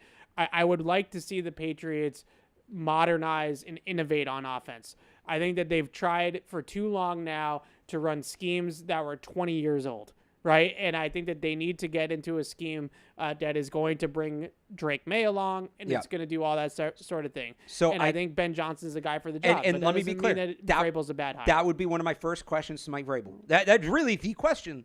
Yes. What's your plan on offense? And if he says Josh McDaniels are going to turn Drake May into Tom Brady, I would be hesitant, and you take a lot longer look at it. If he says, I was in Cleveland and I kind of, networked around the league, and here's some guys I have that are up and coming, and they worked in these systems in Detroit and San Francisco and Green Bay, and I'd like to bring them on and kind of get them started, then there you go. Then I don't think it's safe to assume Mike Vrabel won't go for that more modernized offense. It might not be putting the right tackle in motion, but that is fun. There's I think Will Campbell could do that. There's a happy medium between that and the old school Josh McDaniels offense. So the last point I want to make on Ben Johnson, and then I promise we're good. There's a lot of emails and calls. I know I see you all there. I'm sorry, but we had to get this off our chest because we've been arguing about this off the air for 3 days. So now we have to bring it on this is fun because we've always I don't like done that this. we yelled at each other. I don't like to yell. I do like air. that we yelled at each other. That was good. But the last thing I would say about Ben Johnson in support of him is that with Jerod Mayo, one of my biggest concerns going in and what ended up happening was that even though he was a defensive guy, he didn't have the experience to truly own the defense, right? In terms of being a coordinator and a play caller before, where the defensive side of the ball was going to be, D'Amico Ryans, Sean McDermott, this is my defense. He didn't have the ownership of the defense. Well, and I don't think they wanted him to. I don't think that was ever the plan. Right. So that's why they're going to hire Vrabel, because they want the CEO. They saw it with Bill. I think they saw it with Parcells. I think they want that guy. Even if Vrabel is the CEO, I want him hands-on with the defense. Like Mayo wasn't, right? I want him doing what Bill did and going over the linebacker huddle and getting on the whiteboard. Jerod Mayo. And I want the same from Ben Johnson on the offense. He was sinking, and so he didn't, I don't believe, he was able to really sink his teeth into the defense the way that maybe he envisioned doing, because he didn't realize the breadth of the job. Yeah. He didn't realize all of the other things that were going to come with the job. Now, when you hire Ben Johnson to be your coach, you know that you're hiring the whiz kid, right? So you're hiring a play caller, you're hiring him to run your offense, so then you have to properly support him to allow him to do what he does best. Right. You need to make sure that the job doesn't suddenly become too big for him. And there's no way to know until he's in it. I'm not saying he is or he isn't. I'm saying there's no way to know, and that's the risk in hiring him. If he knew, great, he'd be the obvious choice. And that's why it sucks that Brian Daboll went back to New York, because I think we'd both probably be sitting here pounding the table for Brian Daboll if he was available. So with Vrabel, you have to find, he's going to manage the organization. He's going to be involved with the defense. But you don't want him being hands-on with the offense. You've got to find somebody who can do that and do it at a level that's appropriate to the asset that you have in Drake May. Fair enough. Last thing, just with Mayo, when it came to his firing, ultimately, I believe what got him fired was the messaging coming out of the building. Right. And I think within the building. Right, and just the control of the situation. If it was just the football, as bad as the football was, don't get me wrong, because we lived it. It was bad. As bad as the football was, if he had controlled the messaging in and out of the building, the press conferences, the Jelani Tavai of it all, right? If he was Ramondre Stevenson, the benching. Right. If he was able to control all of that, I think he would have gotten a second season. I think so too. I think he would have gotten an opportunity to grow into the job. But for me personally, because as you know, I'm more on the X's and O's than on the culture side.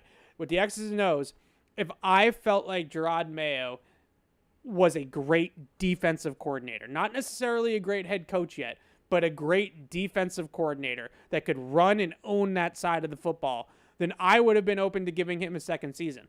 But he never showed that he had the chops to do that. He never took ownership of the defense, and he never gave us any indication that what they were doing on defense was going to work, whether it was the fundamentals of the defense or it was the scheme. It never took on a Jerod Mayo identity where I could say and point my finger to. We don't even know what that would have been. Right, but we can't point my finger to and say, that is cool, that is neat, that is good, that's sound, let's keep doing that. They never got to that point on defense. I don't know if Ben Johnson's going to be ready to do all the things that you're talking about, which are valid. I opened the show saying all of that was valid. And let me be clear. I'm not saying he can't. I'm just saying it's an unknown, and that's the risk, and you're not answering the biggest questions of the Jerod Mayo era. Fair enough. I don't know if Ben Johnson can do that kind of stuff. Right. The difference between him and Jerod Mayo, I know for a fact the offense is going to rock. Right. Schematically it's going to be cleaner. So I'm not going to be worried about what does this guy do well, because that's what it got to at the end of Jerod. I remember, I think it was on Unfiltered. Somebody called in, and the four of us were asked, what does Jerod Mayo do well? Dead silence. Right. We did not have an answer. We thought it was controlling the locker room, and then we kind of found out late that was it. No, like I will be able to say Ben Johnson kicks ass. This might be the best way to put it. I think if you hire Ben Johnson, like if you hire, either way, it's an upgrade. There's a reason these two are the top two guys available. If you hire Ben Johnson, you're still dealing with the biggest ifs of the Jerod Mayo era. Yep. If you hire Mike Vrabel, you're still dealing with the biggest ifs of the very end, last 2 years of the Bill Belichick era. So basically, where do you want to be? Yeah. Do you want to be at the end of the Belichick era? And Vrabel's not as good as Belichick, obviously. Belichick is the program builder, maybe in any sport ever. Yeah. At least professional sports. But like, do you want to deal with questions about the offense, or do you want to deal with questions about the culture and the direction inside the building? Confidence. It's important to have when you're on the road with Bridgestone tires on your car, truck, SUV, or minivan. You're riding on tires you can trust. Bridgestone tires are engineered to give you peace of mind so you can focus on enjoying the journey. So whether you're on your morning commute, a cross-country road trip, or a relaxing Sunday drive, Bridgestone tires will be with you wherever life's roads may lead. Bridgestone, solutions for your journey, available now at Sullivan Tire. And want to mix things up in the new year? Bob's Discount Furniture has tons of endlessly customizable modular styles, like the brand new Posh sectional featuring a sleek, elevated design, signature Bobopedic memory foam comfort, super plush upholstery. Like, what are these words? And count them, 14 accent pillows included. Now that's versatile. Yeah, so stop in and stock up for the new year at Bob's Discount Furniture, the official furniture store of the New England Patriots. So what is upholstery? Something to do with furniture. I think it's like the outside part of the furniture. I know it's a furniture. It's like the stuffing part of it. No, I thought it was the opposite. I don't even know how to spell the stuff that holds. Oh, it starts with a U? Yes, let's start with an A. You acted like I was crazy for not knowing that word. I can't believe I've heard it. Is the upholstery is the work of providing furniture, especially seats, with padding, springs, webbing, and fabric or leather covers. The word also refers to the materials used to upholster something. Okay. And that's that. All right, let's get to the phones. phones. And what's William Shakespeare famous for? Let's get to the phones, and hopefully everybody's hung on, because I know we've been leaving you on hold. I apologize. Based on YouTube, I think the people enjoyed it. So. All right, Patty is in Agawam. What's up, Patty? What's going on, gentlemen? Hey. Evan, I just got to say to you, that was a beautiful transition to the ad, first and foremost. I want to go over a couple things, and then, it's off season, so I'm going to end with a couple questions, as I always do. We had a caller call into PU yesterday saying how he'd be happy with either guy, and I'm kind of in that same boat. If I'm brutally honest, I am leaning more towards Vrabel, and it does. I got to side with Alex. It has to do with a little bit of the unknown, but I also, like Evan, I think Vrabel is smart enough to know the kind of asset that Drake May is, and I mean, if he's as smart as he thinks he is, and everyone thinks he is, he's going to see the talent and knows that that's the that's your ace of spades. That's your trump card. That's your lottery ticket. That's the guy that's going to bring it home. Great way to put it, Patty. Great way to put it. And I would parallel him more with Parcells than with Belichick, because I think everyone in the media is going to eat up Vrabel at the podium, because he's going to have some smart ass remarks and be a little sardonic and sarcastic and. But that has nothing to do with, the product on the field. I just, like every other fan, I want the product on the field to be better, and I think with either of these two guys, it's going to improve within a couple of years. All right, so I want some input on some players, and the first, Alex, get your pen ready, because I want you to write it down so you don't forget. I don't have my computer in front of me today, so. All right, there you go, buddy. So the first guy I want to know it's only one player, but then I have a question on our personnel. So I wanted to get your guys' opinions on Poona Ford.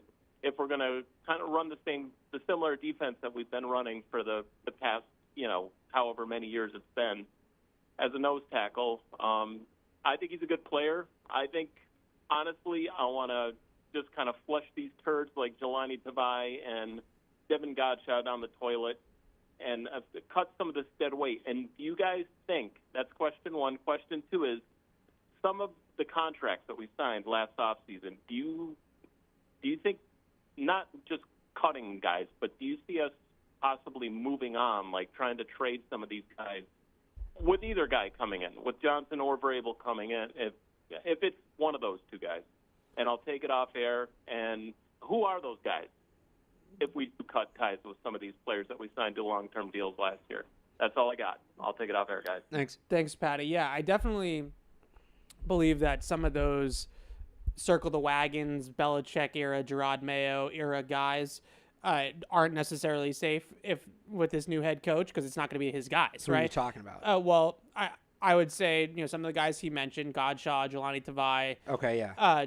I thought you were talking about the guys signed extensions last year. No, I don't think any of those guys necessarily. It's also difficult unless you find a trade partner to get out of some of those contracts. Yeah, they're probably a year away from being able to get out of most of those deals. Right, but I do think those circle the wagons guys in the locker room that they kept around, that they held over, I don't necessarily say this as a knock. Like, I'm not saying that they're bad players. I'm just saying that those lunch pail guys were specifically lunch pail guys for this regime. Yeah, right. We talked about this last year, and it didn't end up happening because it was this, same defensive coach. But yeah, new coach comes in, he's going to want his guys. He's going to want this goes back to program building, right? Whether it's Ben Johnson or Mike Vrabel, there are players in the league that they know can come in and set a tone, and they'll kind of show the way they want it to be done. And they're going to go out and get a handful, 3, 4, 5 of those guys, probably either one. And it's going to be different players, whether it's Vrabel or Johnson. But they're going to go out and they're going to get those guys. And the previous culture guys are probably going to be looking for new jobs. What do you think of Poona Ford? I've always liked his game. Yeah, he's a good player. Yeah, a solid nose tackle. I definitely think that they need to address the defensive line in free agency. I don't think you need to waste draft capital. Is he a free agent? I assume that's why Patty's asking. I assume so. Okay. I don't know off the top of my head, but I wouldn't think he would be brought up if he wasn't. I do think you can address the defensive line in free agency and bring in just some replacements and maybe some upgrades and younger players for a guy like Dietrich Wise, Daniel Quale, Devon Godshaw. I think Godshaw's still playing very, very well. So I wouldn't necessarily put him in that category as quickly, but I don't necessarily believe that they're going to have the luxury to address an interior defensive lineman in the draft. I know we get a lot of questions about guys like Mason Graham and things like that. You can get, defensive tackles specifically. We talk about this every year. Like, you can get good nose tackles later because teams just don't value them. Right. I think what they really need in that interior is, if they're going to continue to be two-gapping, which I think they probably would under Vrabel, they need some ends that can really play all situations. Now, like Barmore, Lawrence guy types. Yeah, like Barmore is one of those guys, hopefully, when he comes back. But they were, Jeremiah Farms, Daniel Quale, Dietrich Wise, those guys did their best. But they just, the run defense and the ability to stop the run up front, the fundamentals, play blocks, things like that, it wasn't good enough. It wasn't good enough. So you have to look at guys that can upgrade there. All right, let's get back to the phones. And it is Nate in Ohio. What's up, Nate? Hi, how's it going, guys? Hey. Good. Thanks for holding on. So I just have a question. As far as in the draft, even if at 4, if Travis Hunter was there, would it be crazy to think about them possibly passing on him to take Will Campbell or Kelvin Banks? And then would you guys think that they would maybe sign Will Fries or Trey Smith in free agency and kind of just shore up the offensive line? I think that would help Drake May and also help out the run game. And I'll take that off air. I appreciate it.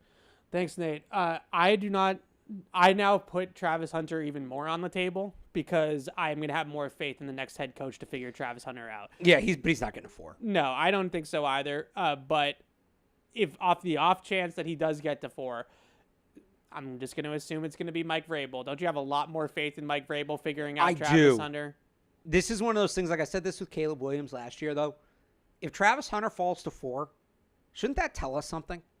If a guy that talented gets passed up by 3 talent-starved teams, isn't that a red flag to you? Yes. So at that point, find somebody that really wants him, trade it, get a haul.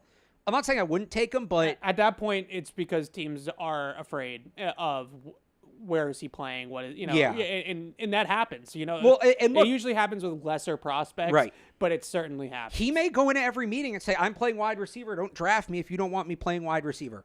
And teams may say, no, we see you as a corner. Look, if I'm the Patriots and I see him as a corner and he says he's going to refuse to play corner, I wouldn't draft him. Yeah. He makes more sense now, but I still think the value you can get for that pick if he's on the board outweighs the value he brings. Yeah, that's fair. But I wouldn't take Campbell or Banks outright at 4 over him. If you can't move the pick, then yeah, you take Hunter. Yeah, sure.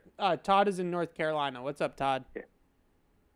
Hey guys, I'm just kind of been thinking about it. I'm a little bit disappointed in the Crafts because they put a first-time head coach with a first-time offensive coach, OC, and a first-time DC, and I don't know of any team anywhere that's had success with that kind of hill to climb, and it just felt awkward that they let that happen. Like, if you're going to be what they say the stewards for the team, why would you let the team stray that far away from having some solid coach at least somewhere in there to give some guidance? And my other problem is there any chance that anybody would keep AVP if they came in? Because I really think that he did a good job with both of those young quarterbacks. It would be nice to just see maybe him get a chance to grow with somebody who's got some talent. And that's it. That's all I got, guys. Thanks.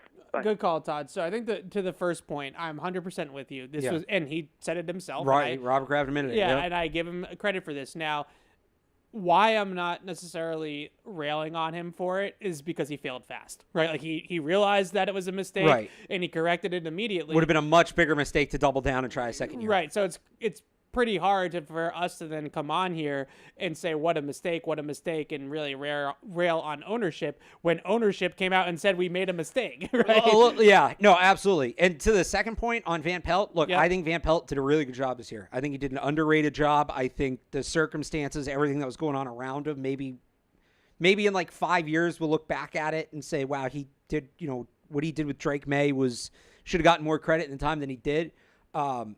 There is sort of a through line with him and Vrabel, with Vrabel's connections in Cleveland. But I think Vrabel, to your point, and some of you've been hammering, I think Vrabel's going to have higher aspirations for the offense coordinator. Now, if he does bring back Alex Van Pelt, takes away your whole argument about having to turn that thing over every year. Yep.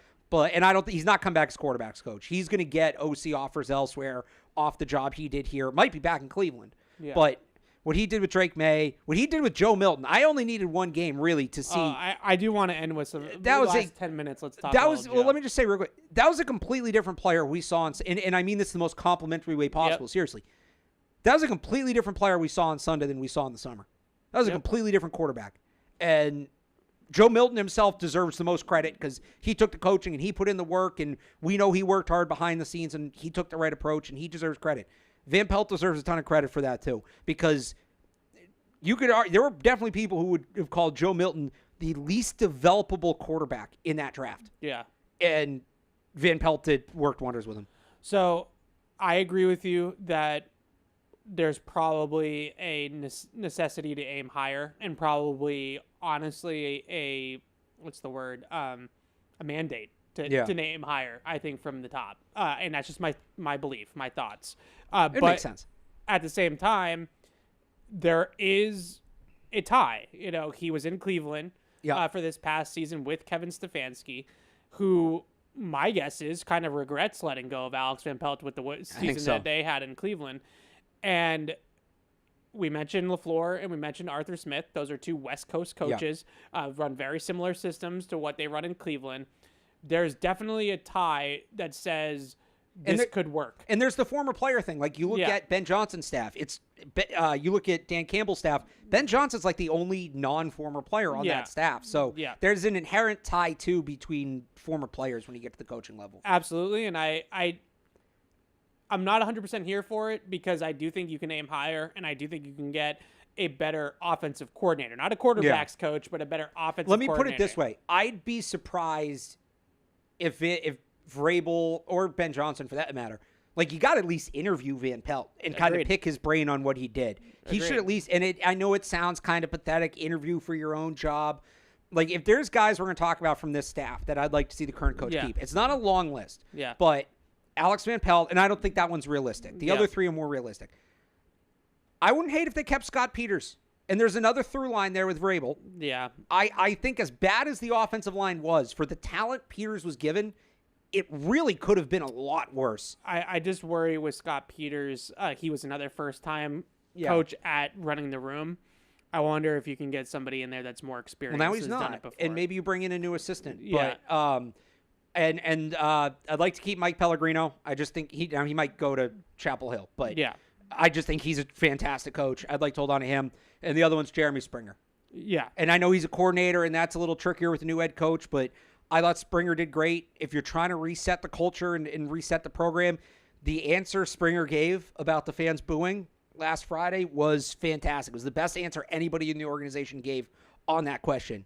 He's another guy, at the very least, I would like to see get to, and it sucks you have to interview for your own job, right? Right. But he's another guy that I would like to see at least get that opportunity. Yeah, absolutely. All right. The rest of them, not so much. Those four guys are the four guys I look at, and I'm like, and I guess if you want to throw T.C. McCartney in under Van Pelt's umbrella, but like, if you can keep those guys in the building, it wouldn't be the worst thing in the world. So I definitely agree that Alex Van Pelt deserves a sit down with Mike Vrabel, and just to hear him out, and maybe you do poach somebody like a Tommy Reese or someone like that, or someone from the college ranks, to then go ahead and innovate, update, help with play design, like that sort of thing, to make this thing more whole in terms of just not being just a quarterback coach, but being an OC.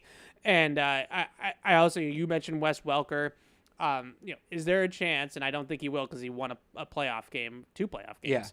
But like, if Ryan Day doesn't make it for whatever reason at Ohio State, does Brian Hartline become available?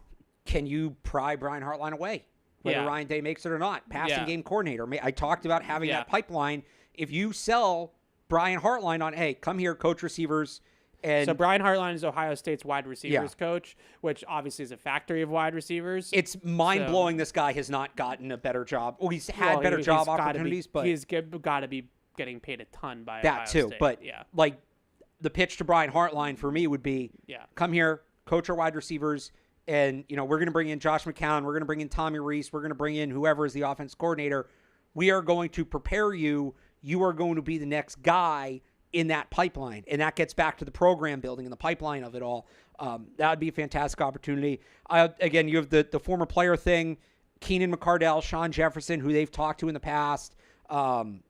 McCardell is probably more a Brian Flores guy, bringing him. Yeah. Sean Jefferson, they're probably going to blow it up in New York, right? I would think, offensively. Yeah, yep. So probably, like, Sean Jefferson should either, whether it's Ben Johnson or Mike Vrabel, frankly. It was Jefferson and McCardell. I get it mixed up because they interviewed him at the same time. Yeah, that was the O'Brien year. Right. Who was the one who Calvin Johnson said was the best coach he's ever had? I would assume that was Sean Jefferson. Okay, so because McCardell was in Minnesota. Okay, so if he's good enough for Calvin Johnson, he should be good enough for you. I'd like to call Sean Jefferson. That's a big time chicken or the egg. I think Calvin Johnson was going to be good no matter what. No. It's not. I'm not saying he made Calvin Johnson Johnson. But if that guy saw something in this coach, doesn't that mean there's probably something there to see? Yes. Right. That's more so. I'm not saying Sean Jefferson's going to turn all your receivers into Calvin Johnson. I'm sorry. It'd be nice. It'd be fun. There's so many emails that I'm trying to read through some of them. Well, we got calls too. I know. There's so many emails. So there's some people reacting to our debate about Ben Johnson versus Mike Vrabel, as you can imagine. Who won in the people's eyes? So Jonathan and Peabody, because he wants to just be Switzerland, said we're both right. And he said... I think that's kind of what I was going for. Yeah, we both kind of felt that way. So glad that got... I'm glad he understood the opening message. We would both take either guy. We would both be happy with either hire. So Jonathan kind of sums up my feelings on it. Yeah. I don't know if you exactly feel the same way, but this is how Jonathan sums it up and sort of what I was saying earlier. He says, I think you're both right in just a discussion of floor versus ceiling. Ben Johnson is the low floor, high ceiling play. He is the swing for the fences higher. That could be the next Shanahan, McVay, yada, yada, yada.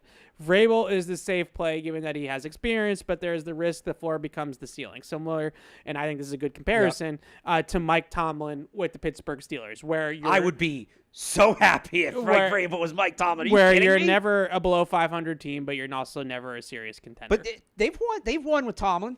Tomlin with Ben has a ring. Roethlisberger, yes. Well, Drake May should be relative to era at least Ben Roethlisberger, I would say. So, right. Tomlin, the difference between Tomlin and with this situation with Vrabel is Tomlin inherited a damn good football. Right. It's not exactly apples to apples. Right. It would have been like if Vrabel had inherited the Patriots after 2018. Right. So, to me, the floor ceiling thing. Yes. And I agree with that, but I add the addendum on of I'll let my roster set the ceiling. Right. I just have the coach set the floor and establish a program that works. And then I think with a good roster, the ceiling you have with a great roster is higher than the ceiling you have with a great coach.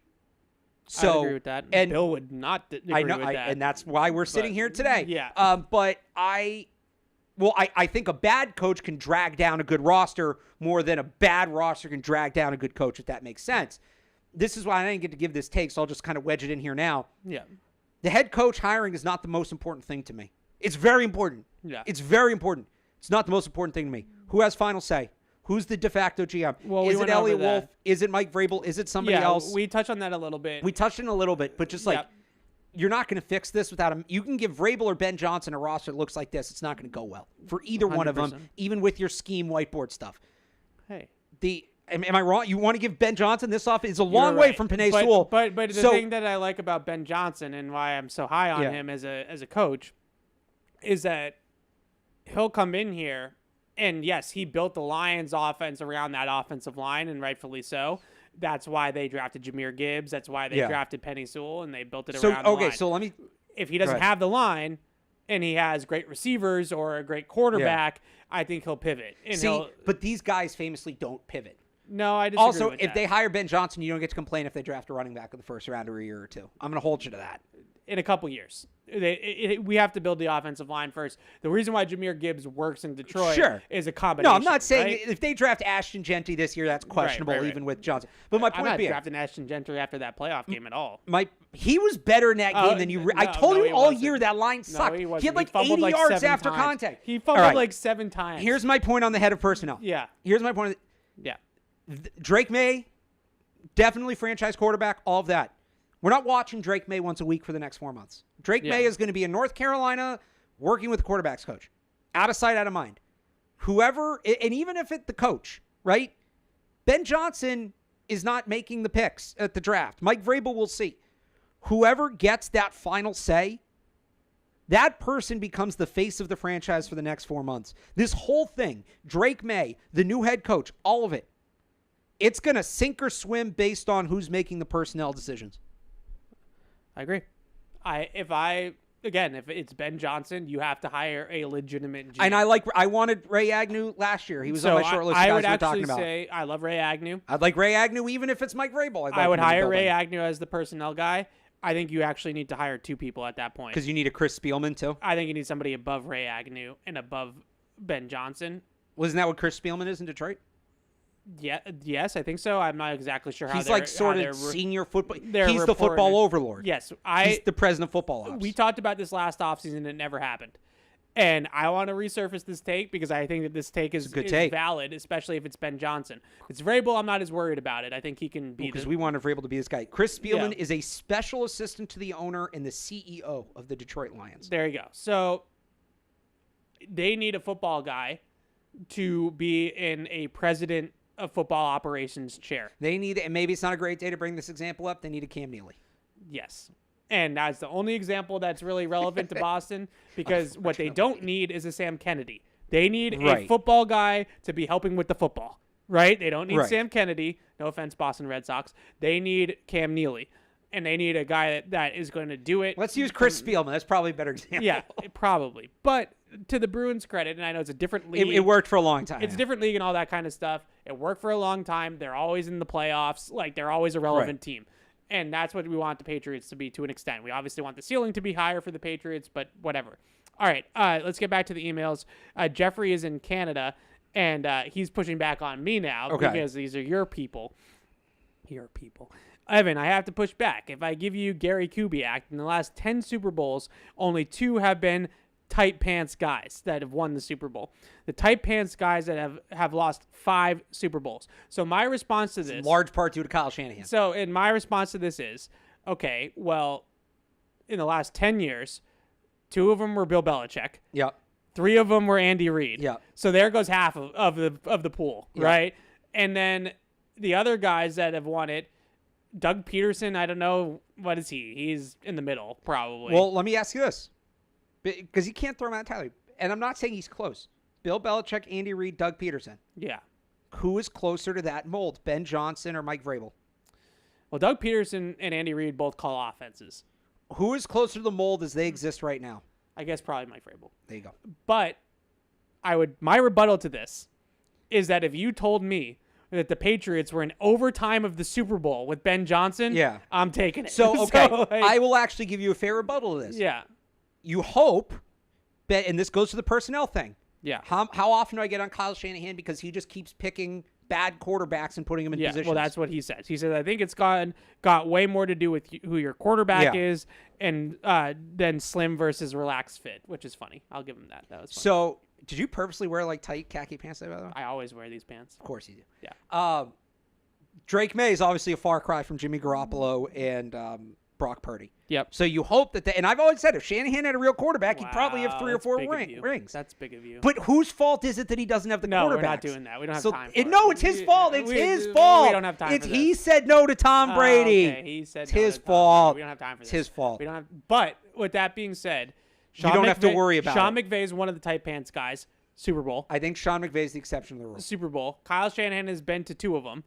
Like, if you told me that that's where the Patriots are going to be, I'm taking it. No, it'd be great. And again, that's why I'm not saying Ben Johnson would be a bad hire. I'll be a but Patriots you don't want to cover the Super Bowl. You don't want to cover the Super Bowl. You want to have fun watching film on Monday. You said this yourself. Why can't it be both? Because, well, one should take priority over the other. Why can't I have both? You can have both, but one should take priority over the other. Well, I want to get there one way, and you want to get there another way. No, I want to get there anyway. I just want to get there. I want to get there. Well, we've been there once, and I think that's going to be the peak of our careers. Hope not. Okay, so today's up there on the peak. This is a fun show. So there's there's also here's another one on your side of the street. Evan, you're worried about Vrabel ruining Drake May while simultaneously saying he made Ryan Tannehill into an MVP candidate. Correct. So which one is it, right? I hear you. That's a good point. I think the difference is, though, for me with that argument, is that Ryan Tannehill was at a much different stage of his career than Drake May. That's fair. So Drake May is going into his 2nd season. He's still a developmental project stage. He's still got a long ways to go. I love the talent. I love Drake May. But let's face it, he's got a long way to go. He does, but he's not. So I'd say 2 things. One, as much as you can ruin him schematically, you can also ruin him with a bad culture. You can absolutely ruin him with a bad program, even if he's talented.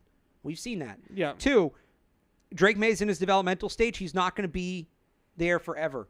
You don't need to worry about Mike Vrabel consistently finding an offensive coordinator every other year for the next 10 or 15 years. You really just got to get 1 or 2. After that, again, I go back to that concept of the program. Yep. If you can find 1 or 2 guys, the program becomes self-powering. It becomes self-generating. And Drake May is also just developed at this point, and you can, if you miss one, you can survive. As, again, you know I'm serious if I'm using the Bills as a complimentary example, as they did with Josh Allen. Fair enough. All right, so a couple more emails, and then we'll get back to the phones before we wrap up, I promise. So Destiny says that he or she, I'm sorry, I don't know, they love the show And mainly for the ball knowledge and the draft takes. Yep, that is definitely what we do, anything Destiny. else? And that's why they like the off-season shows the best. I like the off-season shows the best I've too. always said this is an off-season show. Yeah, we this is our wheelhouse. So this is another question about offensive coordinator, and who Mike Vrabel's offensive coordinator would be. And we've talked about the names, but I just want to say, like, on the record, I would be absolutely shocked if it's not Josh McDaniels. And this is just my opinion, just my opinion, my hunch. I would be absolutely shocked if it wasn't Josh McDaniels. And the main reason why I'd be absolutely shocked is that it's very, very crystal clear to me that Robert Kraft wants to be comfortable. He wants to hire guys he knows. He wants to be around people he knows. Mike Vrabel is a guy that he knows. My guess is that he's going to rail hard for Josh McDaniels to be the offensive coordinator. Yep. So if it's not going to be McDaniels, who at one point in time they thought might be the successor to Bill Belichick. So now you have Mike Vrabel, who rocks and they love. Yeah. And you have Josh McDaniels, who they love. That's got the Crafts feel nice, right? They feel like they've got two guys they can really get behind. If it's not Josh McDaniels, it's going to have to be a really compelling pitch to by Mike Vrabel as to why Tommy Reese is a better choice, Pep Hamilton's a better choice, or whoever else it ends up being. Yeah, no, and he's going to have to. That's why you do the interview. That's why you do the process. This is what they didn't do last year. So here's a question from Brian, similar along the same lines of offensive coordinator, and I think this is a really important point as we turn the page, and I say this tongue-in-cheek, but tomorrow after Vrabel interviews and Friday morning when Schefter breaks that he's the next head coach of the Patriots, we are going to start talking about coordinators, right? That's going to be the conversation. He brings up Mike LaFleur.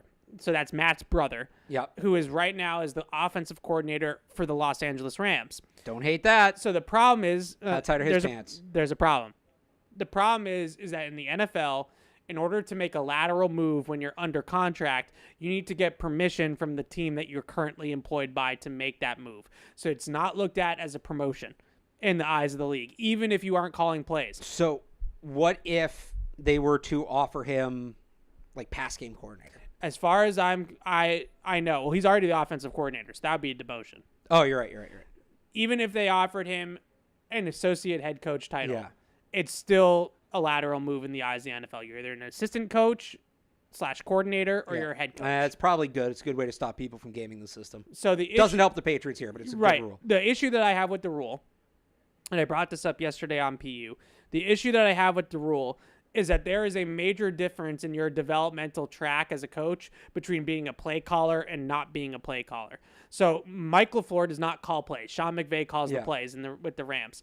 In my opinion, Mike LaFleur should be able to take a play caller role. That should be considered, in the eyes of the league, that should be considered a promotion. Is there any reporting as to whether or not McVay would let him go for that opportunity? There isn't. Because at a certain point, like, he's got to go to McVay and be like, hey, this is a better opportunity for me. Yes. Like, you got to let me, because nobody's going to hire him as a head coach without that play calling experience, or not for a while. So if he wants to be a head coach, he needs to get out of there. Like, does he go to McVay and put pressure on McVay? Like, hey, you need to let me get this opportunity. It's possible, but from what I understand about the process, it's tricky because he's under contract, which means he needs to buy out his contract. There's a lot of layers that present and a lot of roadblocks that prevent lateral movement in the NFL. If he wasn't under contract, if his contract has expired and he's a true coaching free agent, for example, like Patrick Graham with the Vegas Raiders, then that's different. Like Patrick Graham can go and be a defensive coordinator someplace else. That's not the case if you're currently employed, like my guy Stenovich with the Green Bay Packers. He's an offensive coordinator. He's already got the title. He's not the play caller. There's nothing he can do. I think one of these guys would put the pressure on and try to get to a better opportunity. Yeah, there's a million of them. Frank Smith in Miami is another one that is a hot head coaching name. Here we go. You're making my argument for me about Vrabel. Frank Smith, though, already is the offensive coordinator by title with the Miami Dolphins. So he cannot make a lateral move, even though Mike McDaniel runs the offense and calls the plays. Too bad Dolphins didn't fire Mike McDaniel. There you go. Mike Kafka with the New York Giants. Yeah, they were like tied to him at one point a couple years ago, weren't they? Last year with the OC search, potentially. But Mike Kafka got a promotion on Dable's staff to give him the title, and part of that is to make sure that the only jump he's going to make is to head coach. So that's where it gets tricky with a lot of those types of guys. All right, a couple of emails here about the process, and I understand. This is from Brandon. He is concerned that they're not doing a thorough search, and he said for all the talk from Mark AK about how they would do a thorough search and whatever it takes to get back to being good, I agree with Albert Breer's comments from last night that it's looking like a sham. Sham is strong. Albert Breer has been hard on them, though, for the Pep Hamilton and Byron Leftwich interviews to check off the Rooney Rule. And I understand where he's coming from. My pushback with the thorough search part is, one, it's a private business. So at the end of the day, it's their business. It's their football team. Whoever they think is the best guy for the job is the best guy for the job. Secondly, I'd be more frustrated with that aspect of it if Mike Vrabel wasn't qualified. Like, if it was Jerod Mayo 2.0, I'd be more frustrated with that part of it. But the reason why the Crafts, in my opinion, are moving so quickly is because Mike Vrabel is a coaching free agent. He can get hired at any time by anybody. And Tom Brady. And so if they don't move fast, then he's going to get hired by somebody else. So here's my thing about, like, the thoroughness of the search, right? Yeah. Who else do you want them to talk to? Not you, just like in general. Like, if you're worried they're not talking to enough people, who else do you want them to talk to? I think there's the only other guy really for me is Flores, and they'd have to wait 2 weeks to do it, and I get that. Yeah. What I hope they are, like, Vrabel and Ben Johnson, this is a unique cycle where Vrabel and Ben Johnson, I think, are clearly the two best candidates available right now. I put Flores on their tier, but they can't talk to him right now. Those are clearly the two best candidates. I want those two guys vetted thoroughly. Yep. I want no stone unturned in those interviews. And I want an open mind going into those interviews between those two. That's what I hope we get. Who else is, like, Aaron Glenn? All right, I'll give you Aaron Glenn too. I don't think they want a first-time defensive head coach. Yeah. But, like, I wouldn't mind if they talked to Aaron Glenn. I don't need them to talk to I don't need them to talk to Doug Peterson. Who are some of the other names that are out there? I don't need them Liam to talk. Cohn. I think Liam. Joe Brady. All right, you talk to Joe Brady to figure out what's going on with Josh Allen, but like, I'm good there. Liam Cohn, to me, and I like Liam Cohn, I do, and he's a local guy and all that. He's still probably a year away.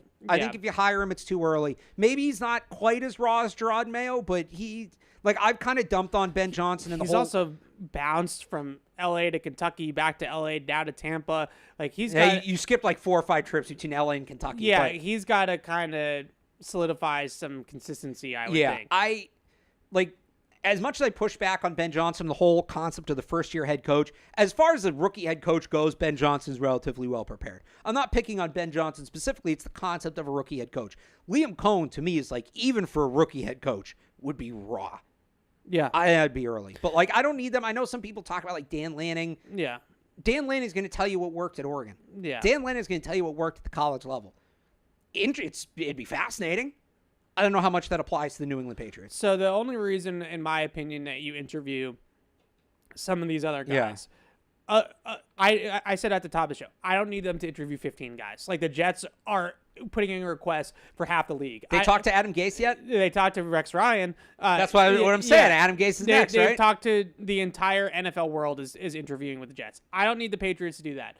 The argument, and you just made it for Joe Brady, the argument is that you want to hear different perspectives and different philosophies, so that way there you can kind of settle on what the direction is that you want to go in. So if Joe Brady and Liam Cohn, they come in, a lot of these interviews, especially the in-person ones, they give them a little project. They'll say, okay, Joe Brady, like, what would you do with Drake May? Right. Right now, Joe Brady has it already done, right? He would just put on the Buffalo tape. Point it. And be like, this is what we would do. But that's sort of what would go into it. And now, once you make your hire, you can say to them, we really kind of like this philosophy of pushing the offense in this sort of direction, and get the head coach's perspective and all that kind of stuff. So that it's really about hearing out the different philosophies. Or the other thing you can do with it is, and we saw them do this at a lower level in the past, like, you talk to guys who you're probably not going to hire as head coach. We might hire as offensive coordinator, because that way you have him in the building. You start to build that rapport. Yeah. Now, when you get to the offensive coordinator interviews, you're already kind of a step ahead. So, like, Pep Hamilton could be a guy that fits that. That Pep Hamilton is on that track potentially. I wouldn't, and I know you don't love the job he did, and I get it. I wouldn't rule out Byron Leftwich in that regard either, just because I don't know how this works with Brady being an owner of the Raiders, but like, he was Brady's OC for multiple years. Brady and Vrabel have this relationship. Yep. Does Vrabel go to Brady and say, what'd you think of Byron Leftwich? But can he do that? Is that tampering? Because Brady's with the Raiders. Like, I don't know how that thing works, but there is a connection there. So, again, I just don't really lose a lot of sleep over the fact that they're not interviewing a dozen candidates for this position. And I just want them to, as long as they have an open mind with Ben Johnson. Yeah. The other thing, and then we'll take these calls and wrap it up. The other thing I would just say about the breadth of the search and all that kind of stuff, I was skeptical to put them in this category because of the timeline. Like I thought, and I still do, if Buffalo, if Philadelphia, if they're one and done in the playoffs this year and one of those two head coaches get fired as a result, they're going to be the top destination. But as of right now, the 6 teams that have let their head coaches go on Black Monday, as of right now, the New England Patriots are the top destination on the board. So as a result, they have their pick. You don't need contingency plans. They don't need contingency plans. You're interviewing guys like Drew Petzing, Liam Cohn. Those types of guys are getting interviews as plan B, C, D, and F. Right. It's the rookie guys being interviewed in case you lose Johnson. The other guys being interviewed in case you lose out on Vrabel. Yeah. Yeah, no, I'm with you on that. It surprises me to an extent that the Patriots are the number one destination. Same. Maybe I'm just trying to protect myself in that situation. I think some of it might be. I mean, the other destinations. Some of it might be by default. The other destinations are bad. Yeah, really, the only other one that has a case is Chicago. Chicago's not terrible. It's more just a track record of ownership there. Yeah. But I mean, the Jets are. Dumpster. That's brutal. The Saints might have to hire you. Yeah, dumpster. Because nobody wants to go there. Yeah. So, and then you can do your whole thing about the Saints salary cap. Yeah, and Vegas also kind of a dumpster fire. So, the Patriots. Vegas would be a better option if they had a top 2 pick. The Patriots have a quarterback. Yep. They have cap space, and they have a top draft pick. Yep. So you're coming in, and you have the canvas, right? The world is your oyster here in New England. And even though here locally the Crafts have taken on a lot of water in the last 4 or 5 years, I still think across the league they are viewed as good owners. And stable owners, because the team's not going anywhere. Look, it would have to go so bad for them to one and done 2 coaches in a row, right? Yeah. So you maybe think you're going to get a little longer leash. All right, let's get back to the phones, and then we'll call it a day here. Don is in Philadelphia. What's up, Don? Hey, guys. Hey. Just wanted to talk roster construction really quick. I'm not sure the average fan really realizes how much cap space $130 million is. I think you're right. You can get top tier players that are starting. I mean, the way you structure those contracts, I know the hot name being thrown out is always T. Higgins.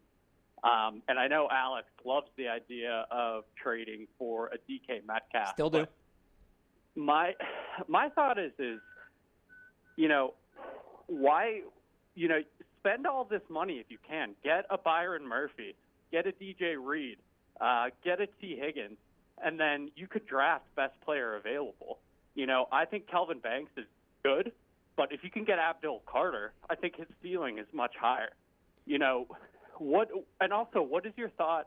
Would you trade a second-round pick for a DK Metcalf? But I'll leave it to you guys there. Thanks, guys. No problem, Don. You got to go take care of the dog. Yeah, so I agree with most of what he said. The only little thing there is it's great in theory to say we're going to spend money on a starting corner, starting wide receiver, starting tackle, starting edge rusher, right? Yeah. Well, all those players have to be available for you to spend money on. You can't just create players out of thin air. I think at most of the positions you can do it, if not through outright free agency, trading for pre-agents, guys that are entering their last year. Tackle, to me, the market does not look great. There's Cam Robinson, and maybe you throw a bag at Cam Robinson, and maybe that's Ronnie what you do. Stanley, yeah. I would be shocked if he gets out of Baltimore. Me as well. Right. So, maybe you throw a bag at Ronnie Stanley, and that's the answer. To his point about, you can draft the best player available. Well, if you can take care of every position but one, then you can draft that. And I think between some of, the tackle and edge rusher guys, it is close. So, I still think if you want that premier tackle, Cam Robinson's a good tackle. If you want your franchise left tackle, set it and forget it 10 years, you probably need to go to the draft. Yeah. But no, they need to bring in multiple starters through the veteran market. Yep.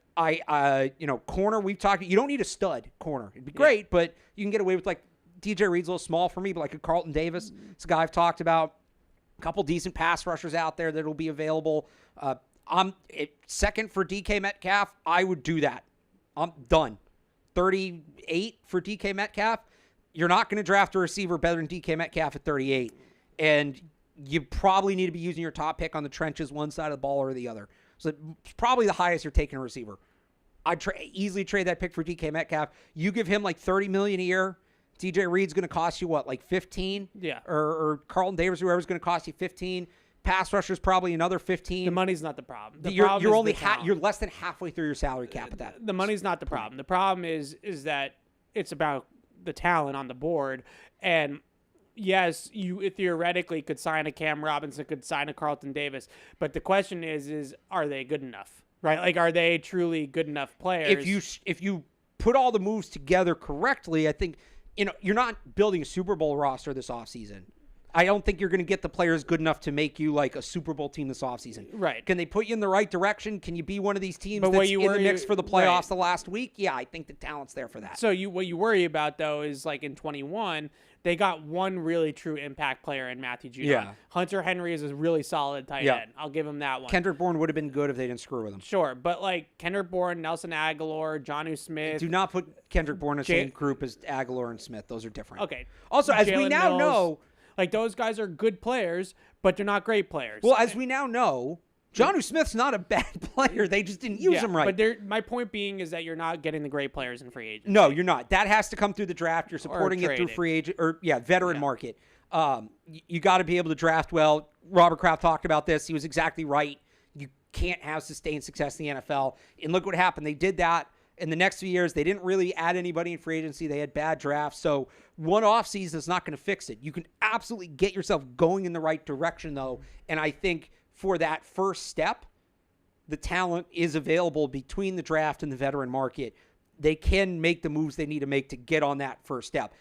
They then got to follow it up next offseason, the offseason after that, which is what they didn't do last time.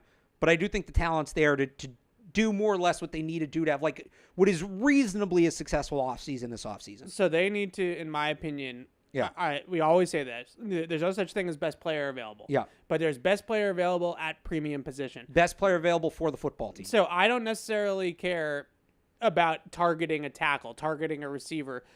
I'd be open to Abdul Carter as much as I'm open to Kelvin Banks. If I'm the Patriots, I'm approaching it the same way. I'm just not drafting guards and running backs and kickers and punters and like it's gotta be a premium position. It's gotta be a receiver. It's gotta be a receiver. But a tackle, a pass rusher, or a corner. The overall philosophy. I'm not drafting defensive tackles either. I'm with you. I'm out on Mason Graham. Yeah. The overall philosophy stands. Yeah. But you can only pick the players that are on the board. Is Ted McMillan good enough to be worthy of that pick? That's a bigger conversation that we don't have time for. So we have a lot of time over the coming weeks. But my point is like you have to if you know Ted McMillan's not worth that pick and you know you need to add a receiver, you have to be very aggressive in the vet, whether it's Higgins, whether it's Metcalf, whether it's somebody else, not Tyreek Hill though. You have to be very aggressive in the veteran market. You want them to add Tyreek Hill? I'm just laughing. Yeah, all right, I'm out on Tyreek. Okay, we got to wrap. The playbook is coming up at 2:30, so if you didn't get your calls and your emails in, you can hang on, and John Rook will be along here shortly to take those, but we're already over, so we got to go. I hope we lived up to the billing. I said before the show on Twitter, I was like, this is going to be an all-timer. I hope we lived up to it. We did yell at each other. So that show honestly felt like it was 15 minutes. All right. Well, we'll be back next week. This is our new time slot for the offseason, so noon to 2 on Wednesdays for the duration of the offseason. Well, for like 2 weeks, and then we'll have to move it for the Senior Bowl Bowl and the Combine. And then the Combine, but like this will be the bowl. This is supposed to be the permanent time slot. So we'll see you guys next week at this time, and I think we might have a Patriots head coach by that point. So we'll talk about it then. Bye. Thank you for downloading this podcast. Subscribe on Apple, Google Play, and everywhere else you listen. Like the show? Please rate and review us. Listener comments and ratings help keep us high in the podcast rankings so new listeners can find us. Be sure to check patriots.com for more news and more podcasts.